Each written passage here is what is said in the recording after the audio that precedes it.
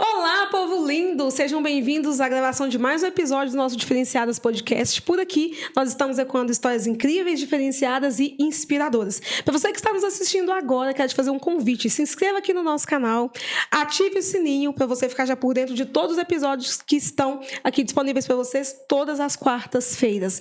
Principalmente que vocês conheçam, tá? As histórias de mulheres que têm diferenciado naquilo que elas têm feito e marcado a história, deixando um legado e principalmente se desenvolvendo e fazendo algo para nós mesmas.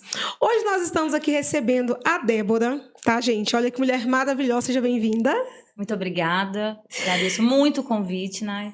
Fico feliz que você tenha aceito, a gente vai bater um papo bem legal e vou falar um pouquinho dela para vocês, tá? Débora Guimarães, ela é psicóloga clínica, terapeuta individual, casal e familiar. Tá? Ela também, gente, é palestrante e, obviamente, empreendedora no setor dela, que é nessa área da psicologia e da terapia, que é de suma importância para todos nós, né? Inclusive. Também é coautora dos livros Psicologia Criativa e O Comer Consciente. Ela vai contar pra gente um pouco sobre os maiores desafios que ela teve, né, dentro dessa caminhada e como que ela conseguiu se destacar nesse setor e qual que é o trabalho que ela vem efetuando, que tem feito grandes mudanças na vida de todos os seus pacientes, clientes, enfim, seja bem-vinda. Muito obrigada. Conte um pouco pra gente de você. Então, sou Débora Guimarães, 39 anos. Minha família é de Curvelo, eu moro aqui há 15 anos. Eu vim para cá para estudar, para fazer psicologia. E de lá para cá fui enfrentando vários desafios e colhendo também lindos frutos. Eu falo que a psicologia para mim é porção de vida. Nela eu me encontrei e eu me salvei todos os dias. A psicologia entrou na minha vida ainda quando eu era criança e eu sofria muito bullying por ser gordinha, por estar acima do peso. E eu falava assim com os meus pais: mãe, me leva um psicólogo. Eu tinha aquela visão, eu tinha aquela imagem que o psicólogo ele seria o salvador da pátria, que ele poderia tirar aquela angústia minha.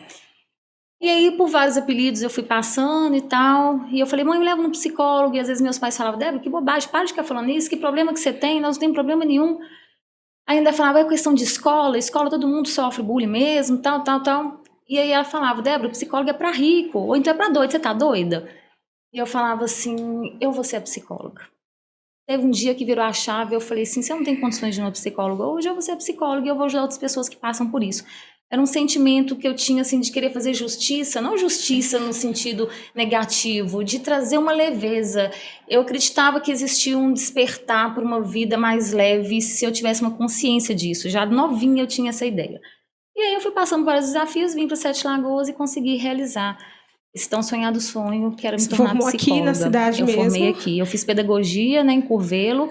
Eu não tinha ainda condições de ir para fora. Então, depois que eu formei em pedagogia, eu vim para cá para trabalhar na área de pedagogia para conseguir fazer a psicologia. Sim, bacana. E quando você se formou, qual foi o maior desafio que você viu assim de início, né? Porque quando a gente forma, mas não é de fato um profissional atuante, né? Mesmo que a gente faça algum tipo de estágio. Como que foi para você começar a atuar logo depois de formada?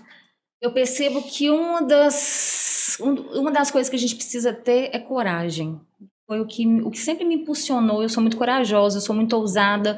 Então eu já tinha muito claro também o propósito, claro, né? Como eu já tinha esse propósito de ser psicóloga clínica. Então eu já vinha com isso. E quando eu fui formando, eu já queria assim, eu imaginava como uma plantinha que eu ia florescer, que eu ia desabrochar. Então quando eu formei, eu falei: eu quero montar algo.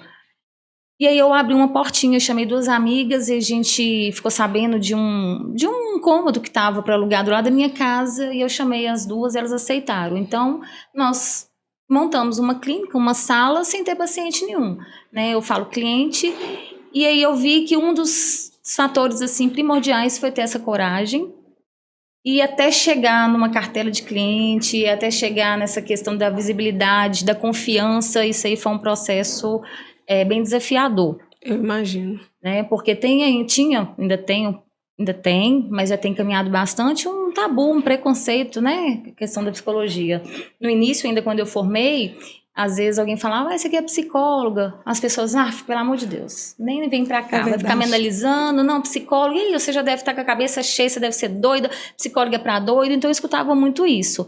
Eu lembro uma vez eu estava num consultório com minha mãe, E aí, depois que minha família começou a ver esse amor meu pela psicologia, eles começaram também a criar uma afeição. E aí eles começaram a ter prazer em me apresentar como psicóloga. E antes eles não eram a favor de eu fazer esse curso, não. E aí um dia minha mãe falou assim, aqui, minha filha é psicóloga. E a mulher olhou para mim, olhou para ela e falou, odeio psicólogo. E a minha mãe não entendeu aquilo, mas você nem conhece ela? Como assim? Tal. Eu falei, mãe, deixa, porque eu já sabia que isso era algo que infelizmente acontecia muito. E aí, depois da pandemia, isso já tem trazido agora uma outra conotação.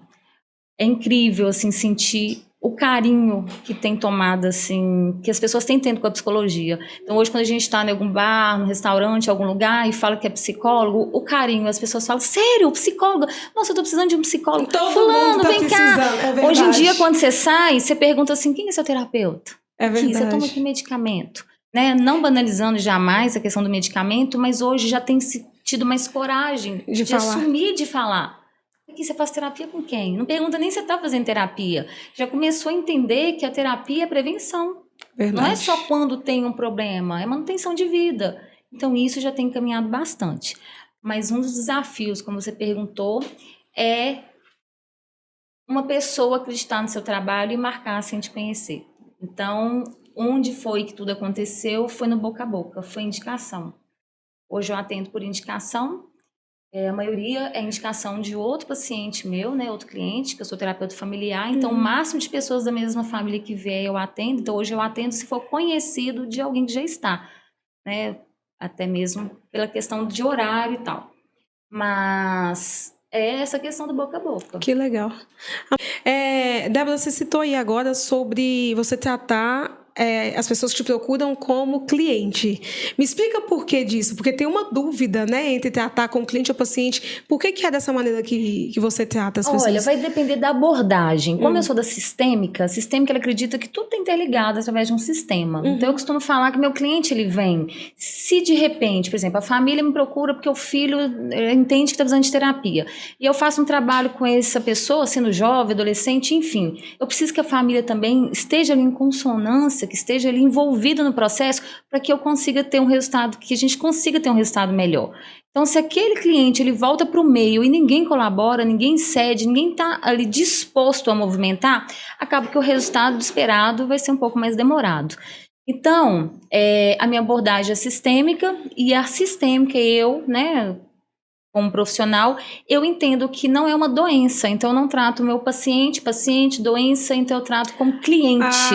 Entendi. Mas vai ter outra abordagem que vai tratar como paciente e que não significa não ver o paciente como se tivesse alguma doença. Então vai depender.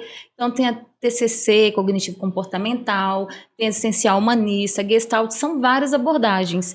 Então muitas vezes uma pessoa vai num psicólogo e fala, não gostei, nem psicólogo, só fica olhando pra gente, ou então não fala e tal. Então existe vários mitos que envolvem ali a questão, né, da psicoterapia. E de repente a abordagem que o cliente, o paciente não identificou.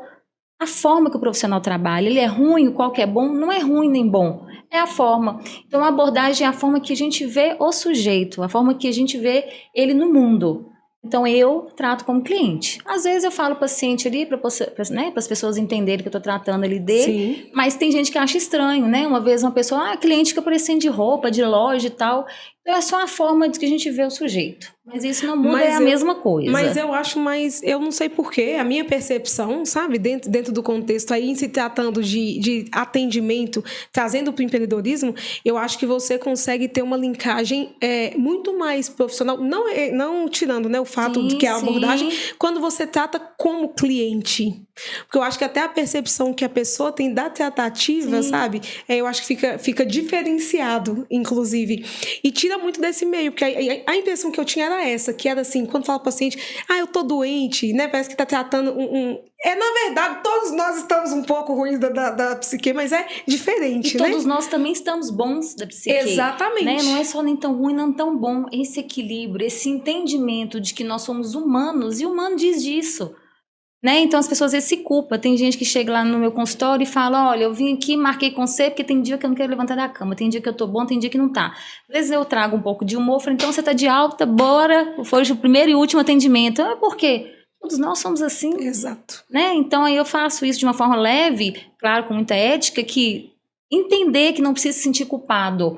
Tudo vai depender da frequência e da intensidade. Quantos dias eu fico sem vontade de sair da cama e quantos dias eu fico bem. Perfeito. Então, vamos pensar no calendário das emoções. Como que tá a minha semana? Se tiver mais dias ruins e se tentar buscar um motivo e não achar, aí é um sinal de alerta. Então, por enquanto, é um zumbido. Não podemos deixar virar um grito. Essa é o que a gente precisa entender. Quantas vezes, e eu tenho motivo? Às vezes tem uma semana que eu não estou bem, não estou produtivo, mas aconteceu algo. Eu sempre falo, vamos baixar um download, vamos buscar aqui uma janelinha. Qual é o motivo? Ah, não, eu tenho motivo de estar assim. Então, peraí. Vamos lá na causa, vamos tentar trabalhar isso para evitar esses gatilhos. Agora, se não achar motivo nenhum, aí a gente vai precisar dar uma atenção maior. Incrível. E tem, só que ainda não conseguiu identificar. Então, por isso que a gente tem que fazer um trabalho aí para descobrir. Interessante isso, que quando você trata dessa maneira, eu consegui identificar, depois de muita terapia, os meus gatilhos de ansiedade. Então, eu consigo sentir quando eu estou, né, em algum pico de ansiedade, e aí eu me pergunto, o que aconteceu que está me deixando dessa maneira? E aí, quando eu consigo identificar o que aconteceu, eu consigo controlar isso, você consegue observar, né? Não, pera, é por isso e por isso, aí você respira mais fundo e repensa, e isso realmente faz não é nenhuma lógica, cara, isso muda a forma como a gente responde. Autoconhecimento é respeitar o limite. Isso. E quando começa a vir a crise de ansiedade, você já identificou, porque a aceitação é muito importante. Né? Então eu falo que eu tenho uma riqueza, uma bagagem de vida tão maravilhosa, porque tantas histórias que eu escuto, eu aprendo muito com os meus clientes, é uma troca ali, né? E aí eu fui identificando em cada relato uma forma de como que eu vou conseguir ajudar o meu cliente. É quando ele consegue trazer ali à tona que, peraí, a crise está vindo. Eu tô com ansiedade. Porque quando você fica negando, você não consegue se ajudar. Mas quando você identifica, né, vários profissionais de várias áreas, no início se sente culpada, tem a negação, não posso estar tendo isso, que bobagem, isso é coisa da minha cabeça. Mas a maioria relata que quando começou a aceitar e entender, começou a criar estratégias para não deixar a crise vir. Exatamente. Então o autoconhecimento é importante por isso, até que eu consigo ir, aqui se eu forçar mais um pouco, vai começar a despertar gatilhos, vou começar a ter a crise, e como que eu faço para ir voltando calmamente, lentamente para o lugar que eu estava? Não, é muito isso mesmo. A gente conseguir identificar. E eu tenho isso. Tanto que eu falo direto com meu marido. Eu falo, eu tô ansiosa, tô tendo que... Porque eu percebo esse gatilho, sabe? Por algum motivo. Respiração, isso, coração, e aí eu falo, pera, eu tô aqui. E eu começo a ficar... É uma frequência muito diferente. Muito. A energia muda totalmente. Exato. E olha, ansiedade é excesso de futuro. Exatamente. Querendo trazer o futuro... coisa que você tá querendo trazer para agora. Peraí, vamos trazer. Exatamente. Não tá querendo, não tá aqui... Não é nem que não tá querendo, não tá conseguindo estar aqui agora, focado no hoje. Tá sempre trazendo algo que ainda não fez, o que precisa fazer pro presente. E às vezes a pessoa fica igual um pêndulo, passado, futuro, não fica no presente. Fica no presente. Perfeito. Isso é uma dos gatilhos que vem essa ansiedade. Querer tudo, imediatismo, querer tudo para agora, para ontem. Sofre, né? Sofre porque as coisas não acontecem no estalar de dedos e a gente fica... A aceitação é muito importante. Primeiro eu faço aquilo que está nas minhas mãos, está no meu alcance. Fiz, então se não consigo para hoje, mesmo fazendo tudo que é possível, eu preciso aceitar. Porque se ficar nesse embate vai trazer sofrimento. E aí como que a gente identifica se está uma ansiedade considerada normal ou quando já virou uma ansiedade patológica? Quando vira uma TAG, que é o transtorno de ansiedade generalizada, quando começa a trazer prejuízos para a vida. Então, esse é o ponto. Está me trazendo prejuízo? Está me tirando sono? Está me aprisionando? Não consigo mais ficar no meio de muita gente, não consigo sair, porque senão vai dar uma crise. Né? O medo de ter a crise causa um medo e que pode tendenciar e caminhar para um pânico. Que é algo que tem acontecido muito, que é a síndrome do pânico. É uma coisa bem interligada com a outra, né? Tudo anda bem ali, né? O excesso de ansiedade pode vir para um grau maior, que é o pânico. O que é o pânico? É como se a pessoa visse alguma coisa ali, uma sombra, e aí ela vai despertar nela toda aquela sensação como se fosse uma onça que está ali. Nossa, uma onça. O coração vai acelerar, o olho vai arregalar, a mão vai ficar... Vai ter todos aqueles sentimentos quando vê uma caixa de fósforo. Então a gente cria todo aquele cenário do pânico, de um medo maior. E depois que passa, era uma sombra de uma outra coisa, uma sombra de uma árvore. Então, quantas vezes isso tem acontecido aí? Então, a gente precisa ficar atento e ver o que está levando a ter esse medo maior. Que é o medo de morrer. Porque como o seu corpo ele vai estar todo trabalhado para uma fuga, porque é o medo. Você está ali só preparando seu corpo para correr. Então acaba que você começa a ter sensações e acreditar que você está morrendo. Então hoje o índice de pessoas que chegam no hospital com crise de ansiedade aumentou muito. E muita gente ainda não acredita que isso é possível, né? Como não consegue pegar e trazer um diagnóstico ali, claro, através de um exame clínico, as pessoas ainda acham, não, isso é exagero, não, isso não existe, ninguém fica assim por causa de ansiedade. E fica. A pessoa não está mentindo, ela está sentindo. Só que é algo que foi criado ali, aquele cenário todinho foi criado na cabeça dela. É real. Olha, na semana passada, 15 dias atrás, por conta do meu evento, e na próxima semana consecutiva eu tinha palestra, tipo assim, de segunda até quinta, todos os dias eu estava com a agenda, né, lotada, eu estava ansiosa por conta do que ainda estava para acontecer. E eu falei com meu marido, falei assim, a minha crise, eu falo que é crise, mas não é. Eu consigo identificar que eu estou ansiosa e ela começa, né, devagar, até chegar na crise, que é o ponto, tipo assim, que eu não estava dormindo. Porque aí eu já identifico. Mas é assim, mas eu consigo entender o que está acontecendo. Aí eu paro, não. É porque amanhã eu tenho esse compromisso. Aí eu começo a diminuir, sabe, dentro de mim mesma, aquele controle. Pronto, aí vai estabilizando, mas é realmente autoconhecimento mesmo. Quais são os maiores desafios do dia a dia dentro da clínica ou clinicando, enfim? Olha, eu levo o meu trabalho de forma tão leve, tão gratificante. Eu não consigo, às vezes eu fico tentando lembrar as dificuldades lá atrás. Aqui eu tinha era de entender que eu era capaz de investir na minha carreira. Porque depois que eu acreditei nisso, eu não tenho desafio assim. Eu fico querendo muito, né? Cada vez que um cliente compartilha comigo as vitórias, até os desafios, muitas vezes eles chegam falando assim, ai, Débora, eu retroagi. Aí quando eles vão me contar, não, você não retroagiu, peraí, você é humano. O que é isso? Não é sempre que as coisas só vão pra frente, tal. Então, qualquer situação que um cliente me trouxer, eu vou abrir uma abinha para ver um lado bom. Então, o desafio nem é meu, o desafio é do meu cliente de acreditar nisso, que para tudo tem um outro lado. Eu costumo falar que às vezes as pessoas estão vendo a vida com uma lupa, ampliando o problema. Então, o meu trabalho é bem reflexivo e é de disserção de saúde. Eu quase não vou falar de diagnóstico, de problema. Tanto quando me pede palestra e o tema é depressão, eu não vou falar sobre isso. Eu vou falar de situações que vão trazer uma leveza, estratégias de como lidar com as adversidades da vida para que não chegue nesse ponto. Ou quem já está, como fazer. Mas o tema, eu não gosto de trazer nada de forma negativa. Até mesmo em energia, eu não consigo. Né? Então, às vezes meus clientes falam, né, que... uma coisa que eu queria falar, a questão... Outro dia eu escutei um profissional falando assim, os meus clientes eles estão saindo porque estão ficando todos bem. Então, acaba que eu não estou atendendo porque está dando muito resultado. Eu falei, mas a gente tem que mudar essa visão. A gente não tem que vir na terapia só quando está bem. É manutenção de vida, é prevenção. Então, a gente precisa trazer essa reflexão. Entende? Então, assim, o desafio que eu vejo não é meu hoje. Hoje, graças a Deus, as coisas estão caminhando até melhor do que eu imaginei. Porque eu acredito, se vem algum desafio, eu já venho tentando trazer um meio de superar aquilo, mas é de fazer com que as pessoas, de levar essa psicologia para o maior número de pessoas. Talvez seja esse, vamos colocar aí um desafio. E que não é para mim, Débora, psicóloga, nem é para a Clínica Clips, e sim para a vida, para todos os profissionais, para todas as clínicas, é de trazer, de quebrar esse preconceito que ainda existe com a psicologia, com a medicação. Eu fico às vezes assim... incomodada de ver alguns profissionais como que eles tratam isso, né? De falar, gente, vamos parar de tomar remédio, eu dei conta, você também consegue, nós não podemos fazer isso é um risco, né? Só o psiquiatra, que é ele que vai poder medicar, ele que vai poder tirar. Então, a gente trazer, nós, enquanto psicólogos, ter essa consciência, né, da importância que muitas vezes aquele medicamento, para quem vê como mal, que seja então um mal necessário. Em alguns casos, vai precisar. E às vezes o resultado que a gente espera vai ser através daquele medicamento. Sim. Que vai tratar o sintoma, e a terapia nós vamos trabalhar para conseguir tratar a causa. Então o que eu vejo hoje é de trazer essa consciência da psicologia no geral.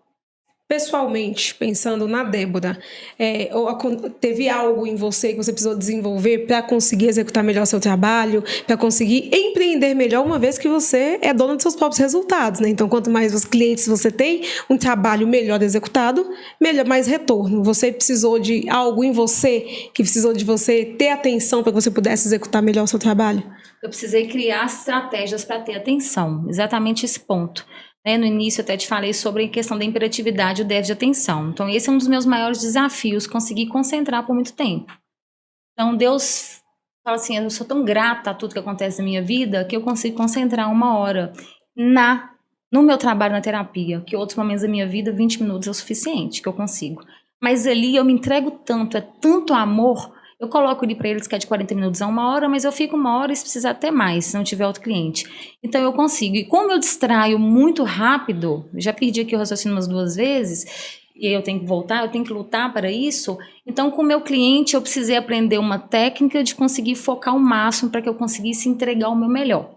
Então lá na clínica, tem nossa vizinha lá, tem um cachorrinho. Então no início, principalmente, que às vezes me trazia aquele desconforto, quando ele estava latindo, nas primeiras semanas eu liguei para a dona, conversei com ela e falei assim, aqui tem como, às vezes quando a gente estiver aqui, ele late menos, tal, não tem não, ele é cachorro. Aí eu falei, pessoal, vocês estão conseguindo entender com, o epinha, chama epa, latino? Nem percebo, Débora. Eu falei, não é possível, mas parece que tá latindo aqui dentro aqui, da minha orelha. Não tem jeito não. E ela é muito brincalhona, a dona do EPA e tal. Eu falei, Débora, você vai ter que pensar numa forma. E aí eu comecei nas primeiras semanas, quando eu via que estava latindo muito, eu mudava de consultório. E meu cliente sabia. Aqui, vamos mudar ali. Quando eu vi que não tinha ninguém, eu mudava com ele. E outro dia eu falei isso numa palestra, o pessoal achou graça demais. E dentre aquelas pessoas que estavam lá assistindo a palestra, eles marcaram o atendimento. E por acaso foi num sábado, onde a gente estava fazendo a sessão, e o EPA começou a latir. E aí depois ela me contou que ficou esperando, vamos ver se ela vai mudar. O EPA latiu, eu já consigo lidar com ele, beleza. Aí o cortador de grama começou. A EPA latindo e o cortador de grama na alta. Eu falei, não, aí já é demais pra mim, eu consegui condicionar pra ele. Os dois juntos não dou conta. Eu falei que, vamos mudar. Ela teve uma crise de riso e falou, você é engraçada demais, eu tava esperando pra ver se eu ia mudar de sala, bem que você falou.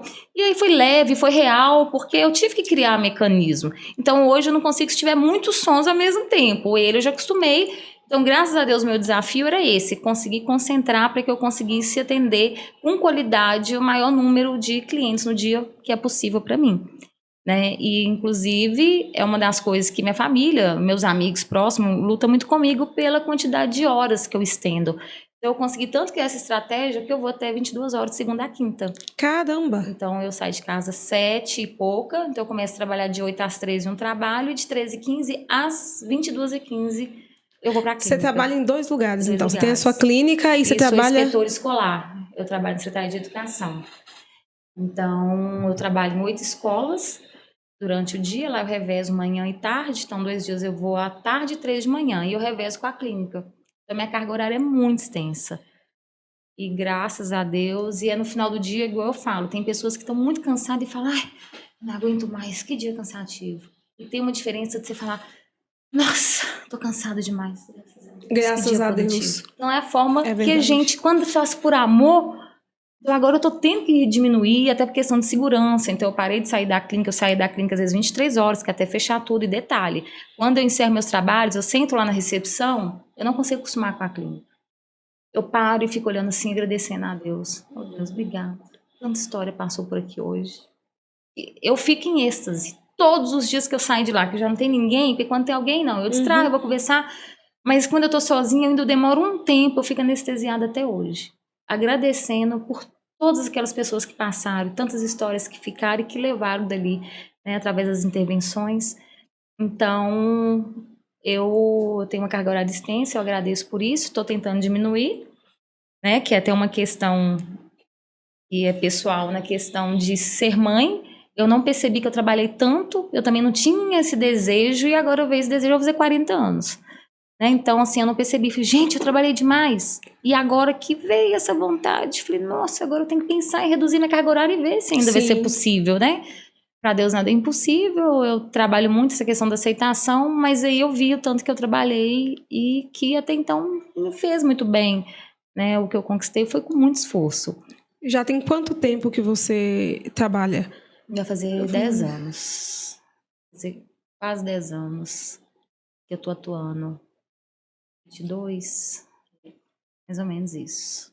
Já tem um tempinho, né? Quase uma década, graças a Deus.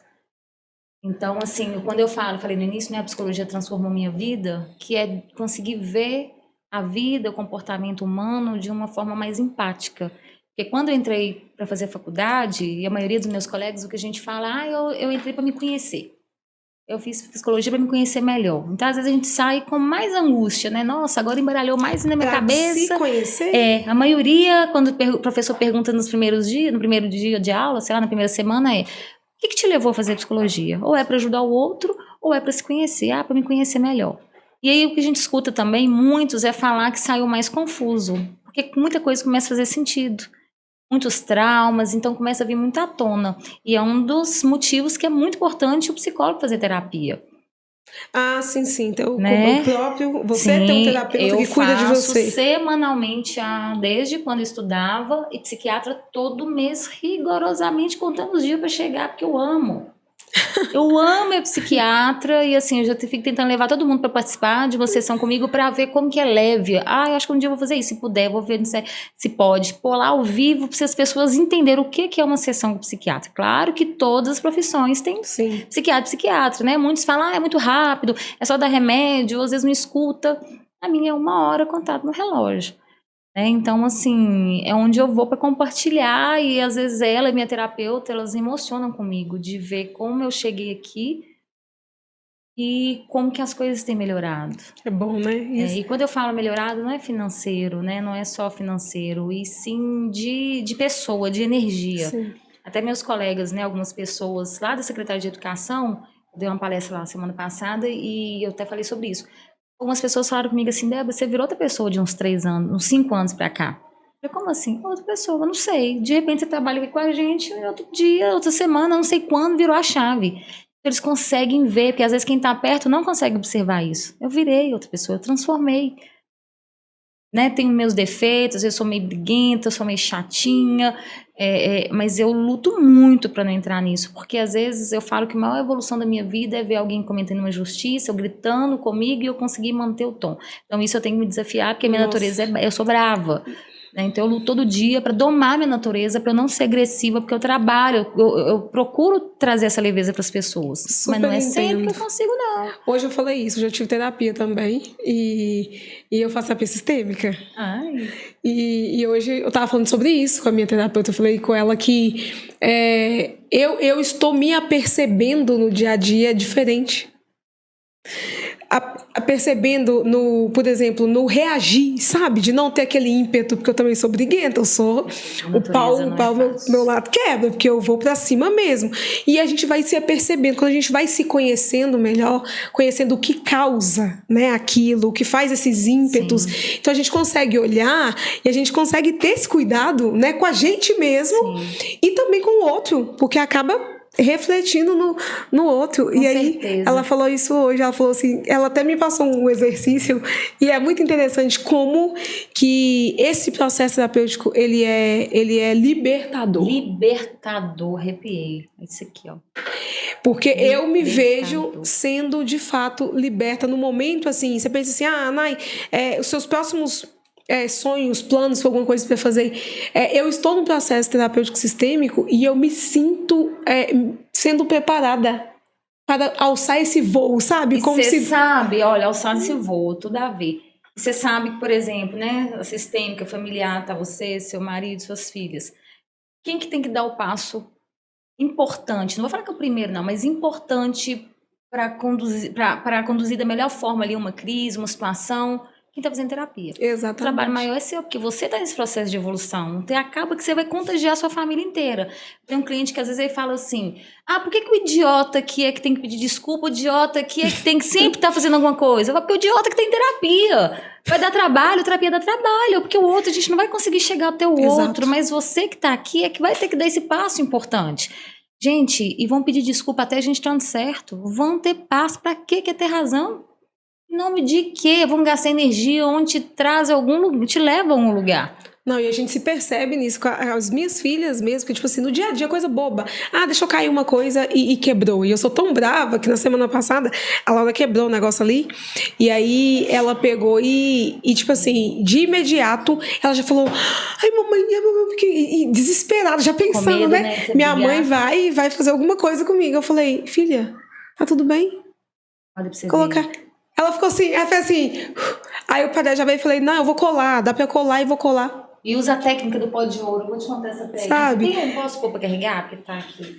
Tem aí. Liga aqui, amor, pra gente. Ele vai ligar lá pra você. Você sabe? E aí você colou a peça? Não, você colou a peça, amor? Que ela quebrou? Ainda não? Mas jogou fora? Não. Sabe? Eu vou te ensinar então essa técnica, que é muito bacana, que você pode também trabalhar com sua família. Eu trouxe essa peça, que pra mim é a peça mais valiosa que eu tenho na clínica. É um negocinho de azulejo, parece azulejo, e tá escrito assim: o ingrediente mais importante é o amor. No primeiro dia que eu comprei a peça, chegou em casa, eu deixei cair, ela quebrou. Ó, cheguei na clínica, ela quebrou. E aí eu fiquei apertada demais, falei: nossa, eu tenho que comprar outra, que as meninas vão ver que eu já deixei quebrar. Ia correr na loja, tinha um psicólogo lá na clínica, o Éder, que virou e falou assim: não compra outra não, usa a técnica japonesa, coloca um pó de ouro. Falei: como assim coloca um pó de ouro? Elas vão ver. Não, mas é pra ver mesmo. Tem uma técnica japonesa que lá as peças, quando elas quebram, eles mandam restaurar com pó de ouro, que passa realmente um pó de ouro, e aquela peça, quando ela volta pra família, ela volta com um significado mais importante ainda, porque ela teve a cicatriz, ela teve a história dela, ela sobreviveu e ela voltou pro lar. E aí eu passei uma purpurina, um pozinho dourado, e aí fica a trinca dela todinha com dourado, e a peça fica lá, decorativa da clínica. Eu levo ela para as palestras, para os eventos, de como as nossas cicatrizes, né, o que a gente já São passou, nos importantes, torna né? mais fortes, É mais verdade. especiais. Quem não tem uma cicatriz? Quem não tem ali uma história de dor? Então isso deixa a gente mais forte. Verdade. A dor precisa servir, pelo menos, para a gente aprender e fortalecer. Se a dor vier só doer, não compensa. Então, dá para colar com pó de ouro, vocês colar isso com purpurina e ainda trazer essa visão. Olha, a mamãe não ficou brava, por mais que eu sou mais enérgica em algumas coisas, isso aqui vai ser uma representação de que essa peça ainda continua aqui com a gente. Eu vou fazer isso, tá né? ali. Tem outros que a gente joga e vira um Sim. cacareco, né? Não tem jeito. Eu gosto muito, eu sou às vezes apegada às coisas, mas tem outros que pode usar, fazer do limão limonada, transformar isso com uma outra visão. Verdade. Verdade. Me fala sobre o tempo de sessão, eu tenho muita dúvida sobre isso. O que é o determinado? Porque tem alguns terapeutas e psicólogos que têm sessão, por exemplo, de 30 minutos. Uhum. Por que é 30? Qual que é esse parâmetro? Eu acredito que é de cada profissional. Eu sou atendida pela minha por 30 minutos. Né? A minha sessão é, em média, 50 minutos a 1 hora. 40, 1 hora, mas eu coloco a agenda de 1 em 1 hora, por enquanto. Então, eu pretendo diminuir um pouco, tentar seguir mais a risca 40, mas assim, a sessão é quando você consegue trazer ali o sentir, o feeling. Sentiu, tá na hora de encerrar. Dependendo da abordagem, é isso. Se chegou ali, teve um insight, beleza, até a próxima, tchau. Gente. Às vezes nem encerra, porque aquilo também é terapêutico, tem um sentido. Né? Aquele terapeuta que é mais calado, que às vezes as pessoas, né, tem aquela questão, ele fica mais escutando. O falar é transformador. Só de você falar já transforma a dor.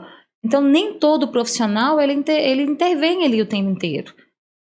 Quem fala mais, quem produz é o cliente. Isso não significa, não invalida ali a posição do terapeuta. Então é a forma. Eu sou mais reflexiva, então eu sempre trago pessoa para poder refletir e movimentar. Eu costumo falar assim, eu tenho já uma introdução que eu falo em todos os atendimentos.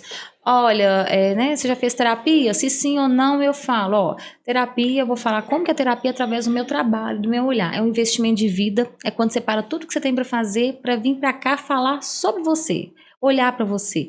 O pontapé inicial você já deu que chegar até aqui. Mas a terapia só vai surtir efeito quando a gente fechar o portão, te der tchau e você pensar lá fora, onde que eu começo? O que eu preciso fazer de diferente para ter um resultado diferente na minha vida?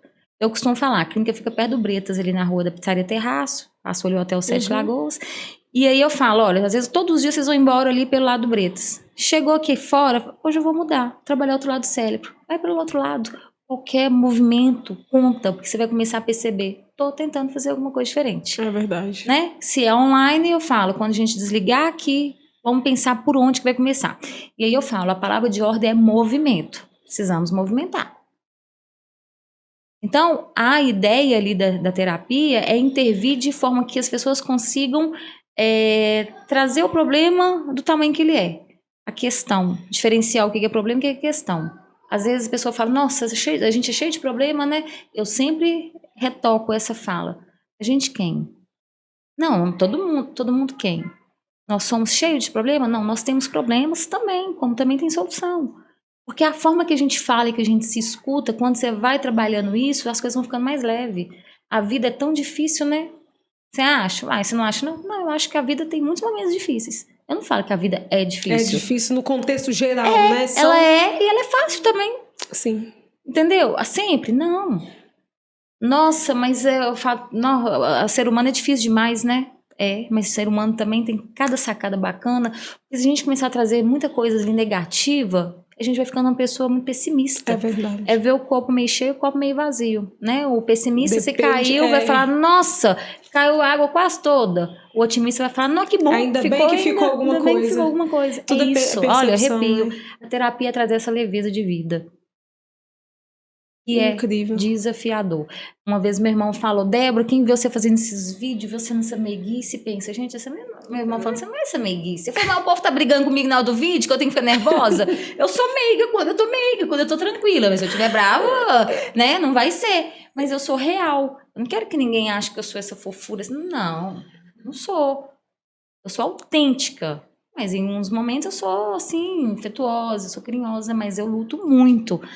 Né? Às vezes meu pai, você falou sobre nós falamos sobre transformação. Hoje, se os meus ex-namorados me verem, eles não acreditam. Alguns até falaram quando ficaram sabendo, né? Em algum momento a gente se encontrou aí pela vida, falou, o que você tá fazendo? Sou psicóloga, doida do jeito que você é? Porque eles me viram com essa visão de doida, eu era realmente bem descontrolada. Então até nisso eu evoluí, de conseguir canalizar a energia agressiva que eu tinha pro trabalho, para enfrentar a vida, enfrentar todos os desafios que eu tive aqui. Então eu tive que realmente domar minha natureza, e às vezes meu pai falava, você tá namorando com ela é uma onça. Brava demais. Eu falava, pai, você não quer que eu case mesmo não, porque você já tá entregando que eu sou brava pra quê nos primeiros dias? Deixa a pessoa descobrir, né? E assim, hoje não, quando eles encontram, até alguns ex me procuraram já assim, para atendimento, Débora, eu te acompanho e vejo seu trabalho, teria como você me atender? Teria como você me ajudar, ou então intervir, ou então às vezes até me indicar alguém, e eu fico muito feliz de ver o respeito que eu consegui. Exato. O respeito, e eu jamais vou deixar de estender a mão para qualquer pessoa que passou pela minha vida. E claro que aí eu vou, né, encaminhar, eu vou conduzir de outra forma, mas já fica ali para mim uma alegria muito grande de ver que eu consigo hoje tocar pessoas, principalmente quem me conheceu de perto. E uma outra dica, outra assim, estalo que eu tive para minha vida, como eu sou de uma cidade, né, minha família mora numa cidade menor, quando eu formasse, eu já tinha isso na minha cabeça, eu não posso atuar aqui. Quem que vai querer em mim, que é a menina maluca, doidinha do jeito que eu era, totalmente assim, muito desorientada, eu sou muito sabe, eles não vão querer, porque na cidade pequena, fulano é filho de ciclano, de Beltrano, que é a menina que deu trabalho na escola, dei muito trabalho na escola, eu não ia conseguir fazer meu nome lá. Né? Até os professores, quando às vezes já me encontraram recente, Débora, você deu o que na vida? Quando eu falo, sou inspetora, sou psicóloga. Ah, mentira. Ser? Ele pode acreditar. Porque eu sou uma sobrevivente, eu brincava demais.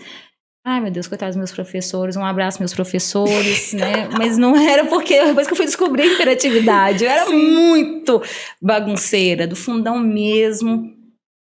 E então, assim, foi com uma luta que eu consegui hoje ter essa credibilidade em outra cidade, né, próximas, né, família de Curvelo, e que hoje eu atendo pessoas de lá, porque tem aquela questão, ela é de fora. Não, eu sou de lá, hoje daqui de Sete Lagoas, de coração, ficou internacional. mas ficou internacional e hoje tem essa credibilidade, porque eu consigo conectar pessoas com a minha verdade. Uma das outros pontos onde que vieram a maioria dos meus clientes foram dos meus status do WhatsApp. Eu posto coisas no meu dia a dia, eu faço psicologia todos os dias, eu vivo a psicologia, sem falar dos temas da psicologia. Então, tudo isso que eu vou falando, que eu vou vivendo, eu vou postando ali um desafio, eu posto chorando, eu posto coisas que aconteceram e tal. Tem gente que me pergunta, você não acha que você vai perder cliente se ficar chorando? Já me apresentaram uma vez lá em Curvelo, que essa aqui é a psicóloga chorona. Porque às vezes eu mostro alguma situação que está acontecendo para as pessoas entenderem que a gente não tem que estar ali mostrando linda, maravilhosa bem o tempo inteiro. Até porque ninguém consegue ficar mas bem vai o tempo gerar inteiro, né? especulação de todas as formas possíveis. Né? E ali, como eu posto muita coisa no status, que meu pai é um grande incentivador e ele puxa minha orelha também, no sentido, Débora, tá chato seu status. É assim mesmo, parece uma novela, de todo mundo é 1 ou 2, o seu é 10 no dia. Ah, não, minha filha, ninguém aguenta não. Tá chato. E as pessoas na rua estão me falando que tá chato. E as pessoas falam com ele, não, Débora, posso assim demais. Mas as pessoas não imaginam quais são as consequências daquelas postagens, o tanto de pessoas que eu conecto. Quantas vezes eu postei alguma coisa aleatória e alguém falou, nossa, que bom que eu lembrei de você aqui. Eu estou desesperada a ponto de fazer uma bobagem. Você pode conversar comigo? Eu dou o meu telefone para todas as pessoas que quiserem me mandar mensagem a qualquer hora do dia. Eu faço um plantão. E assim, não foi uma nem duas. Eu divulgo muita coisa, isso não, claro. Mas elas não conseguem entender o porquê que eu posto. Então, tudo tem um propósito. Às vezes são coisas aleatórias que aquilo vai chegar até alguém que precisava naquele momento daquilo, né? E às vezes quem não é visto não é lembrado de tanto que eles me veem lá. Quem tá lá não pede atendimento para ele mesmo, mas lembra de indicar para alguém que tá precisando, que conversou naquele dia. Exato. Hoje conversa muito sobre isso, né? Graças a Deus as pessoas têm buscado uma rede de apoio. Então ali podem ter rede de apoio em grande potencial. Verdade. Então foi ali que começou assim a gerar essa rede de apoio e essa credibilidade que as pessoas têm, mesmo eu postando coisas fazendo gracinha. Quem vê meu Instagram pessoal ou meus status, antes de me conhecer pessoalmente, não marcaria atendimento comigo. Porque é tudo muito aleatório. Vai falar assim, não, essa menina não passa muita credibilidade. Ela é aleatória. Mas aí eu já teve vários casos de alguém falar assim, não, Débora, passa seu contato, uma pessoa ficou vendo ali, tá achando que você é muito doidinha e tal. Mas aí eu falei, vai uma vez. Exato. Dá essa chance que você vai ver. Então, dentro de consultório, totalmente diferente, né? Mas assim, eu preocupo muito com a minha imagem, com a postura. De brincadeira que eu falo é de cantar, é de estar ali com meus amigos, morrendo na gargalhada, de rir, de às vezes não tá tão arrumada, de estar descalço. Eu posto ali muita coisa real. Né, eu com a minha avó, eu com meu pai. Então, isso acaba que eu conecto com muitas pessoas pela questão da autenticidade, mas vai ficar alguém de fora que vai achar bobagem. Interessante que isso as pessoas é porque elas têm aquela questão daquele pré-julgamento imediato, né? Aqueles 3 segundos que ela te faz a leitura. Sim. E aí naquele momento ela já faz a leitura e ela já traça uma opinião a respeito disso. Acontece com todo mundo. E depois ela vai revendo essa questão. Eu fiz terapia há muito tempo atrás, num outro momento da minha vida. E aí eu fiz e fiquei um tempão sem fazer. Daí voltei num outro momento difícil. Que não precisa ser só no momento difícil, mas normalmente, no momento que a gente precisa de um direcionamento, você fala, agora não dá mais, né? Alguém precisa me ajudar a olhar com outros olhos. Ótimo. E esse direcionamento, você usou uma palavra muito sábia, muito assertiva, porque nós psicólogos, nós não damos as respostas, não temos resposta pronta. Exato. Né? Muitas vezes tem até um preconceito, a menina mais nova que eu vai entender o que da vida, vai achar que vai lá me ensinar como é que é viver? Jamais. Lá é assim, chega no setting terapêutico e nós vamos ampliar o campo de visão. A pessoa às vezes chega assim, nosso papel é descortinar. Fazer com que, através das intervenções, a pessoa consiga olhar 360 graus. Exato. Ver outras formas de ver, outros ao direcionamento. Fazer com que você veja, olha, não tem só isso aqui. Vamos tirar isso aqui. Não, e assim, em terapia mesmo, eu descobri coisas que eu nem sabia que existia. Comportamentais, sabe? Tipo, como narcisismo, sabe? Inúmeras coisas que eu não sabia que existia. E tinha gente que falava comigo assim, você nunca ouviu falar nisso? Por isso que a gente pensa assim, não é necessário. Eu vou lá pra quê? Tem uma amiga minha mesmo, que ela tem muito bloqueio, ela fala, eu vou lá pra quê?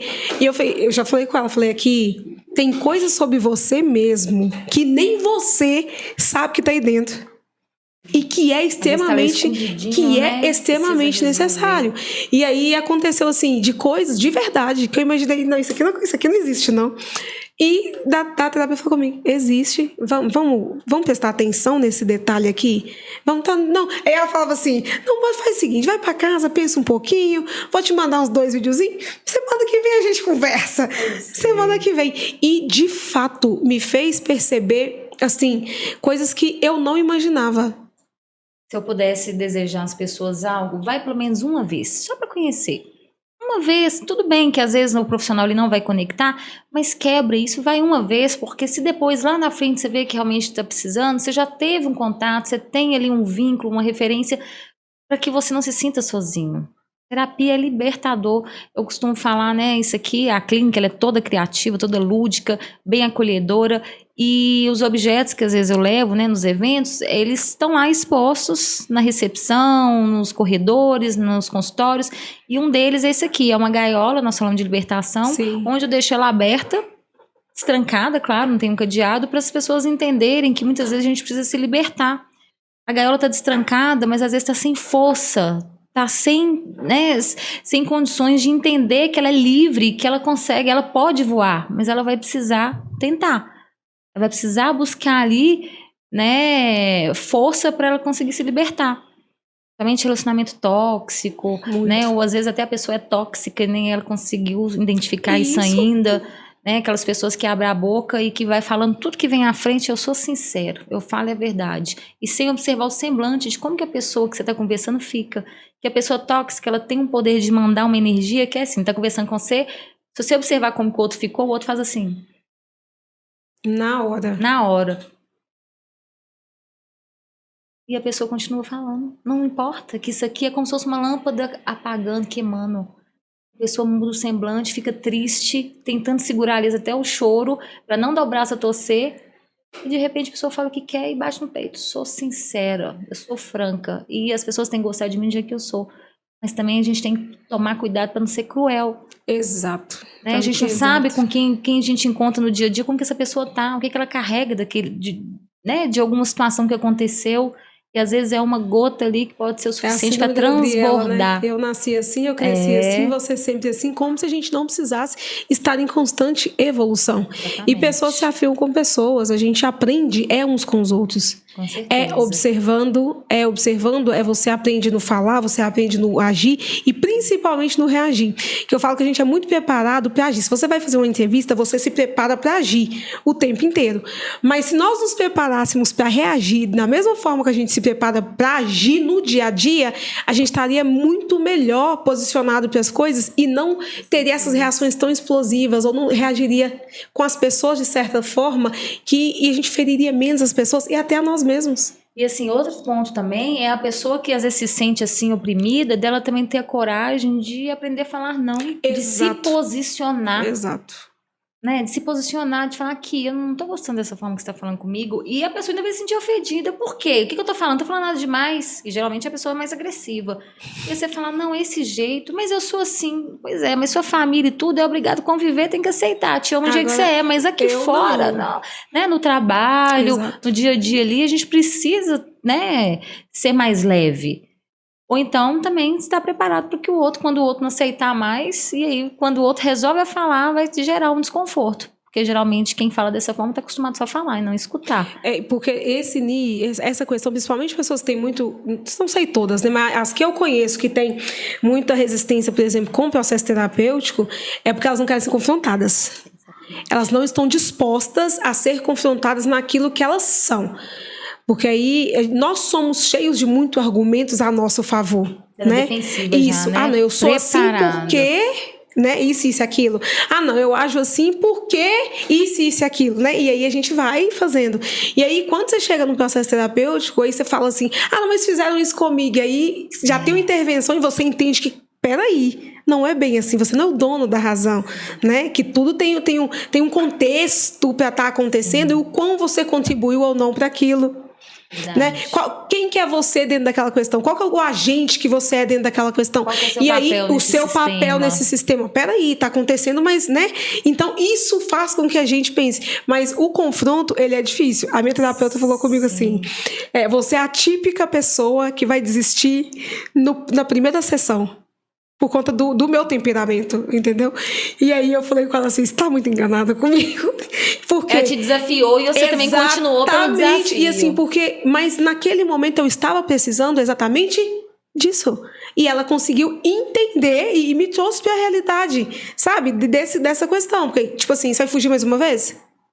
Até quando? Então essa é que é a questão. E eu entendo que o autoconhecimento, ele é, de fato, a chave mestra de tudo. Sim. Porque não é sobre o que o outro pensa, como o outro reage, é como eu me sinto a partir disso. Como eu me vejo a partir disso. A pessoa só tem um poder de fazer a gente sentir alguma coisa se a gente permitir que isso sinta. Se não... Sabe que eu estava escrevendo hoje, né? Até... Acho que eu comentei com você sobre os slides, que eu vou fazer uma apresentação sobre cicatrizes. E aí eu fui falar desse bullying, que quando eu fui voltar nessa história, e eu coloquei... quando eu sofri bullying, tal, porque eu permiti, de certa forma eu permiti. E por que o bullying pega? Porque a gente acredita naquilo, a gente leva pro coração. Mas enquanto criança, você não entende o tamanho daquilo e como que dá pra você rebater. Você rebate quando você não demonstra que você importou. Quando você de fato não sente. Quando você olha para a pessoa e fala assim, gente, essa pessoa é tão insignificante, tão pequena, isso não vai me afetar. Mas enquanto criança, que você não tem um repertório, né, necessário para esse entendimento, é muito mais difícil. E eu fui fazendo no slide, coloquei lá os apelidos que me chamavam, eu fui buscando as imagens, Popotinha, Free Willy, Baleia Assassina, e eu fui achando isso tão bonitinho. Gente, eu importei a vida inteira, Popotinha é tão fofinha. Gente, a Baleia Assassina, ela é interessante, eu achava que a Baleia Assassina era um dos mais feios do mundo. E o Free Willy, não. E aí, quando eu falo sobre isso, não me dói. Mas na época eu chorava demais, né? Por ser bem acima do peso. Eu lembro, né? Tem esses flashes na minha cabeça, mas hoje eu falo para poder, às vezes, contribuir com alguém que estivesse passando por isso. Não com dor. Porque outro dia eu conversei com uma colega, ela falou, mas eu sinto dor até hoje quando eu lembro do meu apelido. Então precisa tratar isso, né? Curar. Porque é igual essa marca da injeção que nós temos no braço, a cicatriz. Ela tá aqui. Com certeza nós choramos quando nós tomamos, mas se pegar hoje não dói.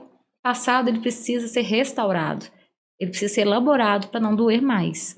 Então, quando eu fui fazer esse slide, lembrei desses apelidos, eu falei, gente, porque eu sofri tanto, porque eu permiti tanto, porque eu não tinha esse entendimento.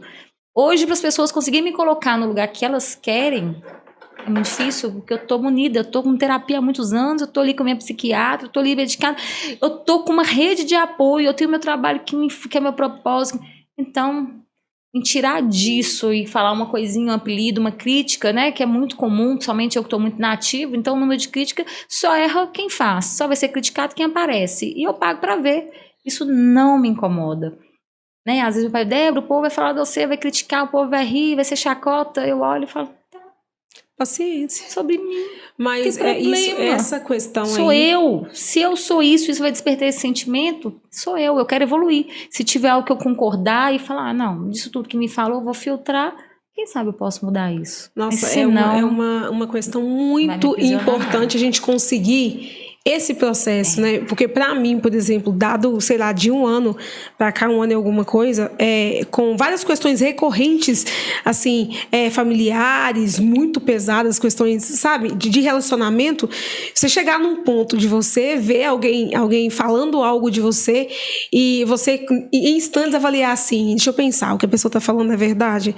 Tá, se for verdade, eu reconheço que é verdade, eu não vou discutir com isso, porque tá. Mas é mentira, eu não vou discutir. E pronto, e aquilo não doer em você é um momento libertador, porque não tem a ver com o outro mais. Eu escolho, né, aquilo, é igual o veneno, ele só faz efeito você tomar, né? Então exatamente. O veneno tá lá e é só você deixar o veneno lá. O problema tá lá, o negócio tá lá. Pra que você vai lá colocar a sua mão?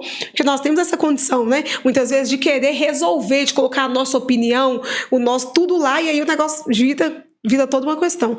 E eu consegui fazer isso. E eu me sinto, de verdade, sabe quando você se sente bem com você mesmo? Entre aspas, vitoriosa num processo que te feria, que te arregaçava, sabe? Que te arrebentava, literalmente, porque o emocional da gente arrebenta com a gente, com a nossa produtividade, com a nossa criatividade, com as nossas ideias no mundo geral e com os relacionamentos, né, em volta. E aí eu olho assim, eu olho para as mensagens, sabe quando a pessoa te manda uma mensagem espizinhando? Eu olho assim e falo, pronto. Não me toca mais. Olha aqui, que Deus é bom. Quando fala sucesso pra você, o que vem na sua cabeça, Nay? Eu acredito... A primeira palavra que vem assim, sucesso pro seu quê? Então, é porque, pra mim, a definição de sucesso, ela tem a ver com aquilo que a pessoa busca e com o momento de vida. Porque eu sempre falo muito isso, que sucesso é o seguinte, dependendo do que a pessoa está vivendo hoje, sucesso para ela pode ser ter comida na mesa. Vai depender do propósito, Exatamente. Para quem está no hospital hoje, sucesso de vida para ela é ser curada de alguma coisa. Exatamente. Né? Então, tudo depende do momento, né? Então, assim, por isso que a definição de sucesso é atualizada subjetiva. e é atualizada de acordo com aquilo que você vive. Para mim, a definição de sucesso hoje é ter a minha família, poder cuidar da minha família, poder oferecer para as minhas filhas uma educação de qualidade, sabe? E poder fazer aquilo que eu amo e que Deus me chamou para fazer. Então, você consegue reconhecer que você é uma mulher de sucesso. Sim. Amém. Consigo. E esse é o ponto. Quantas pessoas aí não conseguiram entender, identificar que já é uma pessoa de sucesso? Sim. Vai estar sempre numa busca incessante e um vazio porque não consegue entender. Mas isso já é sucesso? Sucesso é subjetivo, é o que cada um entende. Exato. Quando me fala de sucesso, a primeira coisa que vem à minha cabeça é liberdade. Para mim, sucesso é ser livre. Livre financeiramente, emocionalmente. É você conseguir ir e vir nos lugares sem se afetar tanto com que o outro ou que alguém pode... É isso, é ser livre, é ter a mente autêntica. Isso que você falou é fantástico. Reconhecer o lugar que está, agradecer, e é isso. E pronto, amanhã Sucesso. A definição de sucesso mesmo pode ser outra. Pode ser né? outra, e pode vir momento. com outros, né, Exato. outras situações. Mas isso é muito importante, né? Muitas pessoas chegam também, até hoje eu não me conheço, independente da idade, com 40, 50, 60, 70, eu já escutei várias idades falando que não se conhece. E aí na terapia a gente vai trabalhar esse autoconhecimento.